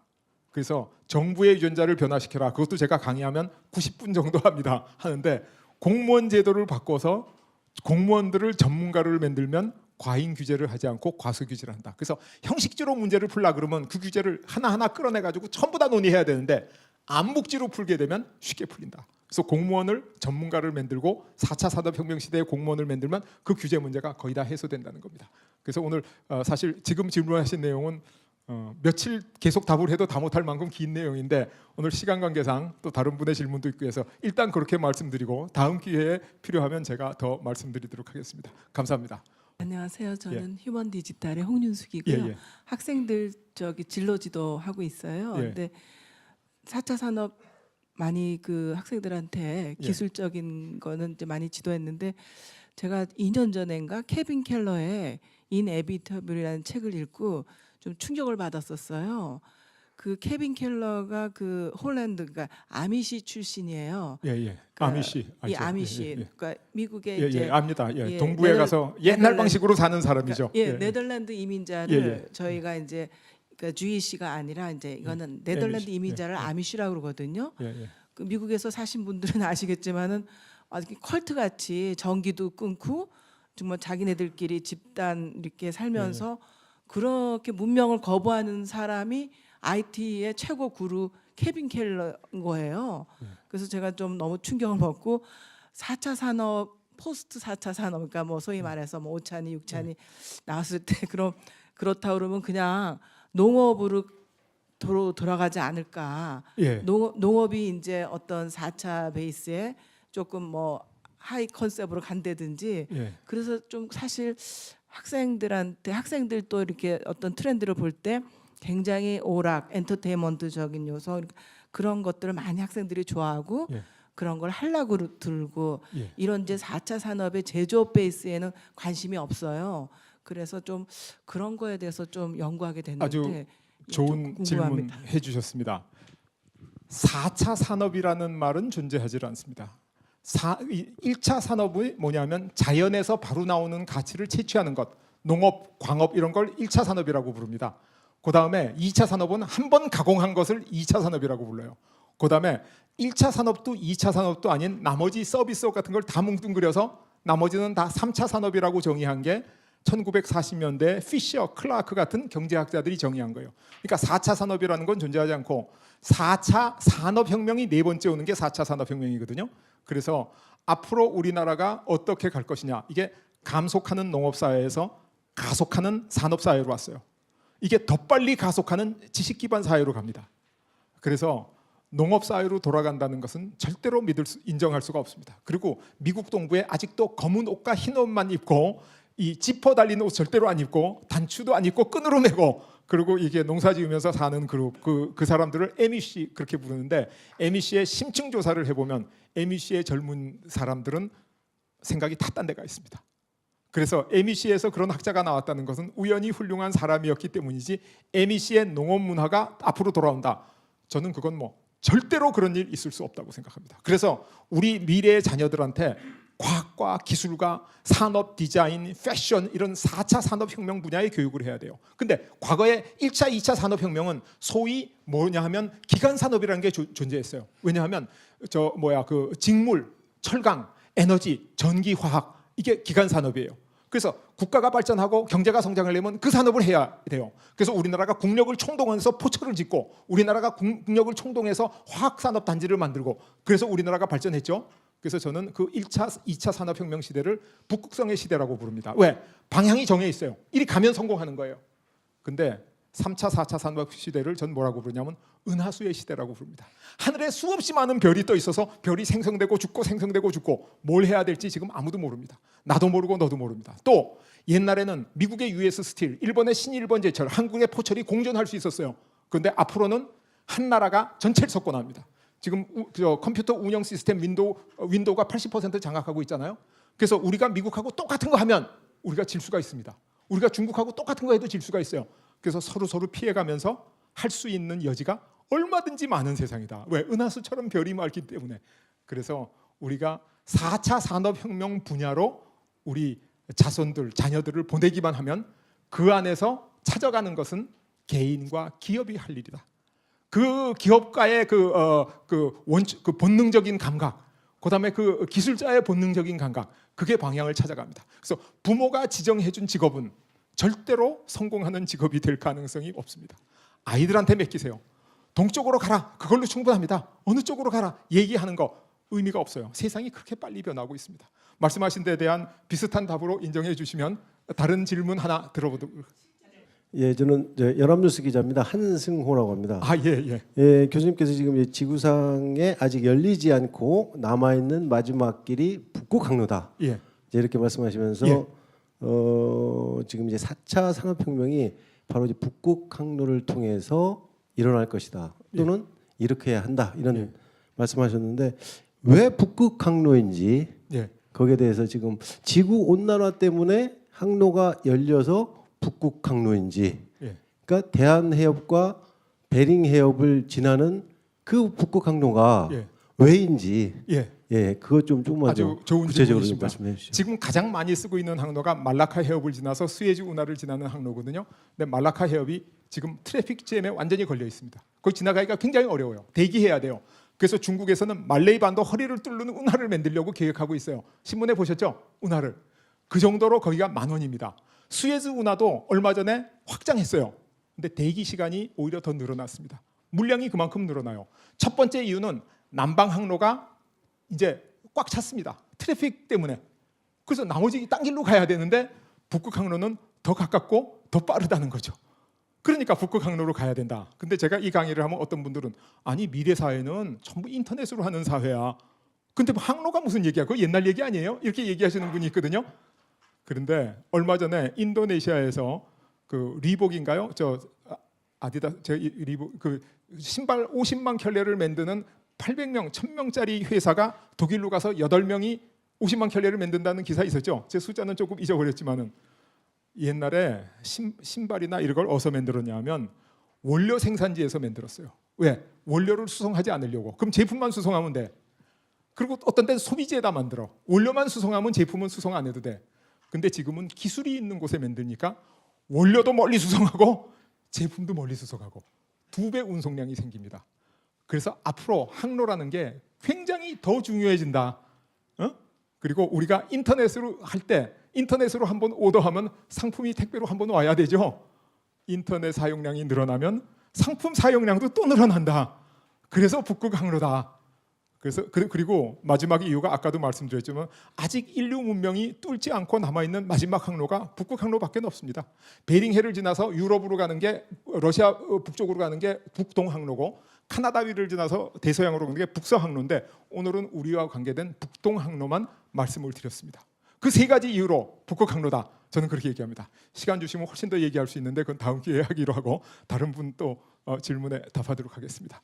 저는 경상일보 서울 취재본 부장인데요. 예, 감사합니다. 예. 사실 저 전문가 입장에서 단도직입적으로 말씀드리면 예. 4차 산업이 개인이 할 수 있는 건 굉장히 한계가 있는데 교수님께서 보실 때는 지금 정부의 소위 그 정책이 예. 4차 산업의 정책의 수준이 예. 어디에 와 있다고 보시고 하나를 말씀해 주시고 사실 그 세계 OECD 국가를 포함해서 세계 국가가 한 229개에서 230개 되는데 4차 산업과 관련된 아주 그 표현이 다 다릅니다만은 주목할 수 있는 나라 그 국가가 어디다 이렇게 전문가로서 어떻게 보고 계시는지 이 두 개를 좀 예. 말씀해 고맙겠습니다. 아주 좋은 질문이십니다. 4차 산업혁명에 가장 근접한 나라는 미국이죠. 그리고 실리콘밸리죠. 근데 미국은 실리콘밸리를 가질 수 있지만 한국은 실리콘밸리를 갖고 있지를 못합니다. 가질 수도 없습니다. 오히려 중국 같은 나라는 실리콘밸리에 유사한 나라가 크다 보니까 그런 지역을 만들 수 있죠. 그다음에 독일이죠. 인더스트리 4.0의 나라. 그래서 우리는 지금 뒤처지고 있고 점점 더 뒤처지고 있습니다. 빨리 이거 따라잡지 않으면 영원히 따라가지 못할지도 모른다. 그런 절박한 생각 때문에 제가 여기 계신 언론인 여러분들한테 언제보다도 더 성의껏 더 열심히 4차 산업혁명 얘기를 말씀드린 겁니다. 질문에 대한 대강의 대답이 된 걸로 감사합니다. 예, 안녕하세요. 저 이투데이 김남현이라고 합니다. 저희 두 가지 질문 좀 드릴까 하는데요. 일단은 그 4차 산업혁명과 관련해서 뭐 기재부 장관이나 한국은행 총재나 소위 그 당국자라고 하시는 분들도 그 직업이 없어질 것이다라는 우려는 좀 많이 하는 언급을 직접 들은 바가 여러 번 있습니다. 그 부분에서 지금 교수님께서는 그 공무원이나 국회의원들이 해결해 줘야 된다라고 말씀을 강연에서 해주셨는데요. 조금 그 구체적으로 어떤 방안들이 좀 있을 수 있는지 그거에 대한 답변을 좀 일단 부탁드리고 싶고요. 두 번째 질문은 정권 차원에서 정부 차원에서 이걸 주도해야 된다는 부분 어느 정도 상당히 또 공감도 가는 부분이긴 하지만 그 여기서도 뭐 우리나라 그 산업혁명을 예시를 들면서 제3공화국 얘기를 드셨잖아요. 뭐 어찌 보면 정권이 좀 길었던 그런 시기였던 것 같아요. 뭐 한 가지 예를 들면 아마 이명박 정부 때였던 것 같은데 그때 그린혁명이었나요? 녹색혁명이었나요? 그 뭐 예를 들어서 국민은행 본점에 자전거들이 쭉 놓여 있고 그런 어떤 정부 시책에 부합해서 뭐 좀 따라가다가 같은 어떤 그 정당 소속의 차기 정권이 생기면서 그 바로 그 자전거들이 저 주차장 밑으로 폐기되는 모습들을 직접 본 바가 있어요. 혹시 지금 정부에서 4차 산업혁명 얘기를 하는데 정부 주도로 자칫하다가 정권이 바뀌면 이게 또 폐기될 위험에 대해서는 어떻게 생각하는지 그렇게 되지 않기 위해선 또 어떻게 노력을 해야 되는지 그런 보관이 있으시면 답변 좀 부탁드립니다. 아주 좋은 질문 해주셔서 감사합니다.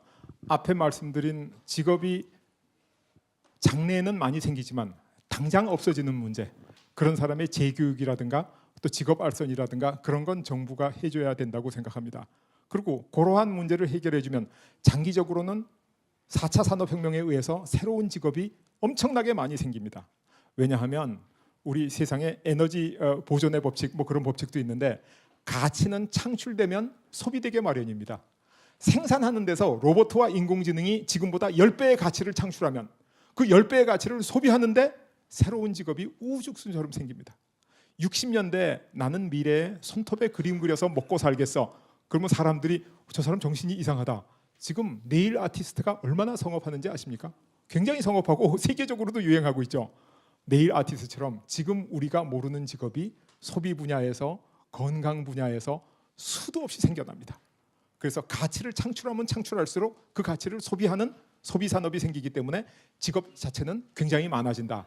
그러나 당장 인공지능 때문에 직장을 잃는 사람의 컴퓨터 프로그래머의 재교육, 그다음에 직업 알선 그거를 정부가 해줘야 된다 하는 게 이제 제 첫 번째 질문에 대한 대답입니다. 그러니까 제가 평생 산업혁명을 누구보다 열심히 연구한 사람으로서 4차 산업혁명은 직업을 많이 만들지 많이 없애지 않는다 하는 게 제 주장입니다.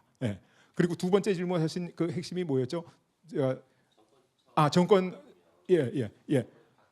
정권이 바뀌면 그런데 저는 5년 정권이라도 올바른 방향으로 일단 했으면 좋겠어요. 저는 녹색이 가치를 창출한다고 믿지를 않았습니다. 그건 가치 창출이 아니에요. 그래서 이 세상에 제가 이제 제 책에도 나오는데 가치 창출 산업이 있고 가치를 창출하지 않는 가치 이전 산업이 있습니다. 그래서 우리는 뭘 해야 되냐? 가치를 창출해야 됩니다. 가치를 창출하지 않는 산업은 아무리 발전시켜도 그게 발전하지 않습니다. 예를 들어서 우리나라의 K-팝 그걸로 나라를 발전시키자는 주장이 많이 있잖아요. 그죠? K-팝 가지고. 근데 저는 K-팝 가지고 나라를 발전시킬 수 없다고 주장을 합니다. 왜? 여러분 문화 콘텐츠 그러면 그 본산이 어느 나라예요? 영국이죠. 영국은 2차 대전 후에 007 시리즈를 50년간 히트 작품을 냈죠. 그 전에 셜록 홈즈 시리즈도 있었죠. 뭐 해리포터의 모험, 반지의 제왕, 뭐 섹스프로부터 시작해가지고 엄청난 그 컨텐츠가 있고 거기다가 우리가 싸이가 빌보드 차트 2등에 잠깐 올랐죠. 영국의 비틀즈는 빌보드 싱글 차트 1등을 20번 했어요. 1964년도에는 자기 노래 5곡으로 빌보드 차트를 1등부터 5등까지 동시 석권을 했어요. 그때가 언제냐? 일본한테 영국 경제가 확 따라잡힐 때입니다. 일본은 뭐 가지고 따라잡았냐? 도요타, 닛산, 소니, 한다 이거 가지고 다 따라잡았어요. 왜? 일본이 했던 거 가치 창출 산업이에요. 영국이 했던 문화 콘텐츠는 가치를 창출하지 않습니다. 그래서 국가를 진짜 발전시키려 그러면 어느 것이 가치를 창출하는 산업인지 어느 것이 가치를 창출하지 않는 산업인지를 알아야 됩니다. 그렇지 않으면 올바른 정책이 아니라 틀린 정책을 하게 되고 틀린 정책은 나라를 발전시키지 않고 퇴보시킵니다. 그래서 5년간 단절되는 것도 문제지만은 5년이라도 제바로 했으면 좋겠다. 그래서 저는 정부의 유전자를 변화시켜서 공무원 바꾸는데 1년 이상 걸리지 않습니다. 할 수 있습니다.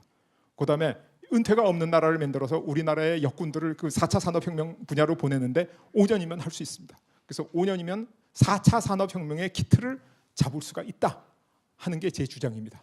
한번 기틀이 잡히면 그 거대한 물결 다음 정권이 막으려 그래도 막지를 못합니다. 그게 제 주장입니다. 그래서 저는 희망이 있다, 할 수 있다. 이걸로 일단 대답을 대신하도록 하겠습니다. 감사합니다. 예. JTBC의 김종혁입니다. 근데 교수님 저는 사실 그 패권이라고 해서 미국이나 소련이나 중국이나 뭐 이런 정치 외교 군사 안보적인 측면에서의 패권을 말씀하신 줄 알고 왔는데 그보다는 좀 더 근본적인 그 산업화에 대한 것들을 통해서 말씀을 해주셔서 상당히 잘 들었습니다. 감명 깊게 들었고요. 근데 이제 몇 가지 궁금한 게 있어서 하나는 이제 일본의 그 근대화를 얘기하면서 화혼양이 양제 그 요시다 쇼인을 말씀을 하셨지 않습니까? 그런데 그런 그 말씀을 드리면서 만약에 요시다 쇼인이 한국에 그때 당시에 이조 시대, 조선 시대에 한국에 있었으면 그러면 한국이 그 개화를 하고 혹은 그 유신을 했을 것인가?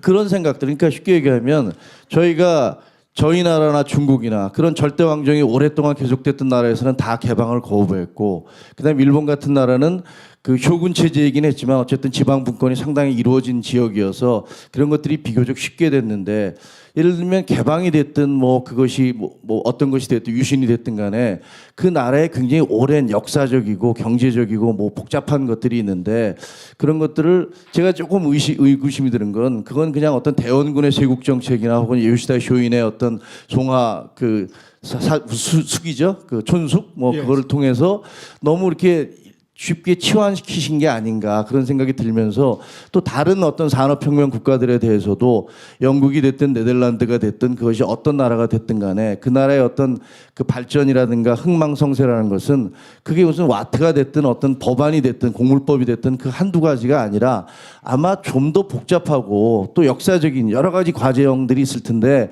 그거를 좀 너무 쉽게 치환시키신 것이 아닌가, 환원시키신 것이 아닌가 하는 그런 것들이 하나의 질문이었고요. 또 하나는 지금 현재의 문제에서 지금 쉽게 얘기하면 공무원들도 잘하고 사람들도 잘하면 된다, 그런 것처럼 들려요. 그래서 공무원들 잘해야 되지만 공무원들의 정책이라는 것들이 예를 들면 그 강남 정책을 뭐 집값을 잡는다고 해서 잘 잡히지가 않고, 또 무슨 성매매 특별법을 만들었는데 성범죄가 줄어들지 않듯이 아까 교수님이 말씀하신 대로 그 정책이라는 게 잘못하면 독이 되는데 그리고 그 부분을 그럼 어떻게 해야 되는지에 대한 하우 부분에 대한 부분은 설명을 잘 안 해주셔서 그것과 또 마찬가지로 우리들도 말은 4차 산업인데 도대체 4차 산업이 뭔지에 대한 컨셉조차도 아직은 불분명해서 자칫 잘못 들으면 그냥 모든 걸 열심히 잘하면 된다라는 것처럼 들릴 수 있어서 그런 부분들에 대한 좀 더 구체적인 설명들이 필요하겠다라는 그런 느낌을 받았습니다.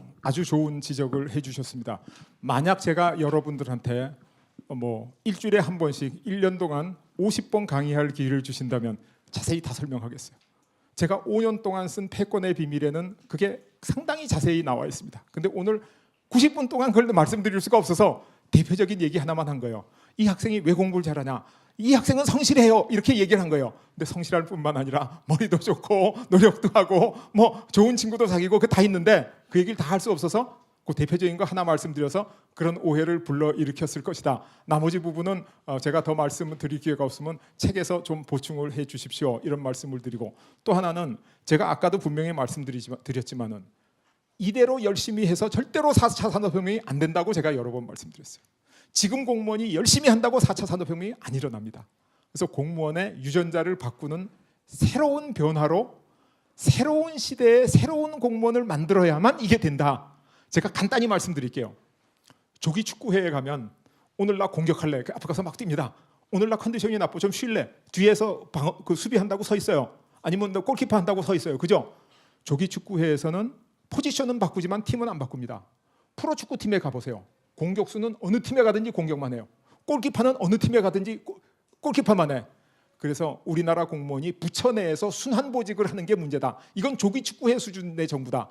그래서 부처를 넘나들면서 IT를 하는 공무원은 산업부에서 IT를 하든 과학부에서 IT를 하든 그다음에 문화부에서 IT를 하든 횡으로 부처는 바꿔도 직무는 바꾸지 않은 전문가를 만들면 이 문제를 해결된다. 그래서 저는 질적인 변화를 해야 된다. 지금 있는 대로 노력하고 또 열심히 해서 절대로 안 됩니다. 바꿔야 됩니다. 그리고 바꾸는 거는 개인이 할 수 없습니다. 정부가 정책적으로 해야 됩니다. 그런데 지금 그게 되느냐 모르겠어요. 그런데 우리가 제일 존경하는 분 누구냐 하면 원래 세종대왕 이순신 장군 나오잖아요. 최근에 다산 정약용 선생님이 그 바로 밑에 들어가요. 그죠? 다산 그러면 조선 왕조 500년을 통한 최고의 석학이에요. 저도 제일 존경하는 사람입니다. 다산 선생이 소위 경세의 책, 나라를 일으키는 책을 대표작을 3권을 쓰셨어요. 그거를 1표 2서 이렇게 부릅니다. 1표가 뭐냐면 경세유표예요. 2서가 뭐냐? 목민심서와 흠음심서입니다. 그런데 경세유표의 서문에 뭐라고 썼냐면 이 세상에 병통이 들지 않은 곳이 단 한 군데도 없으니 이대로 두면 필히 나라가 망하리라. 이렇게 쓰셨어요. 그 서문을 박례초본이라는 제목의 서문이에요. 박례초본.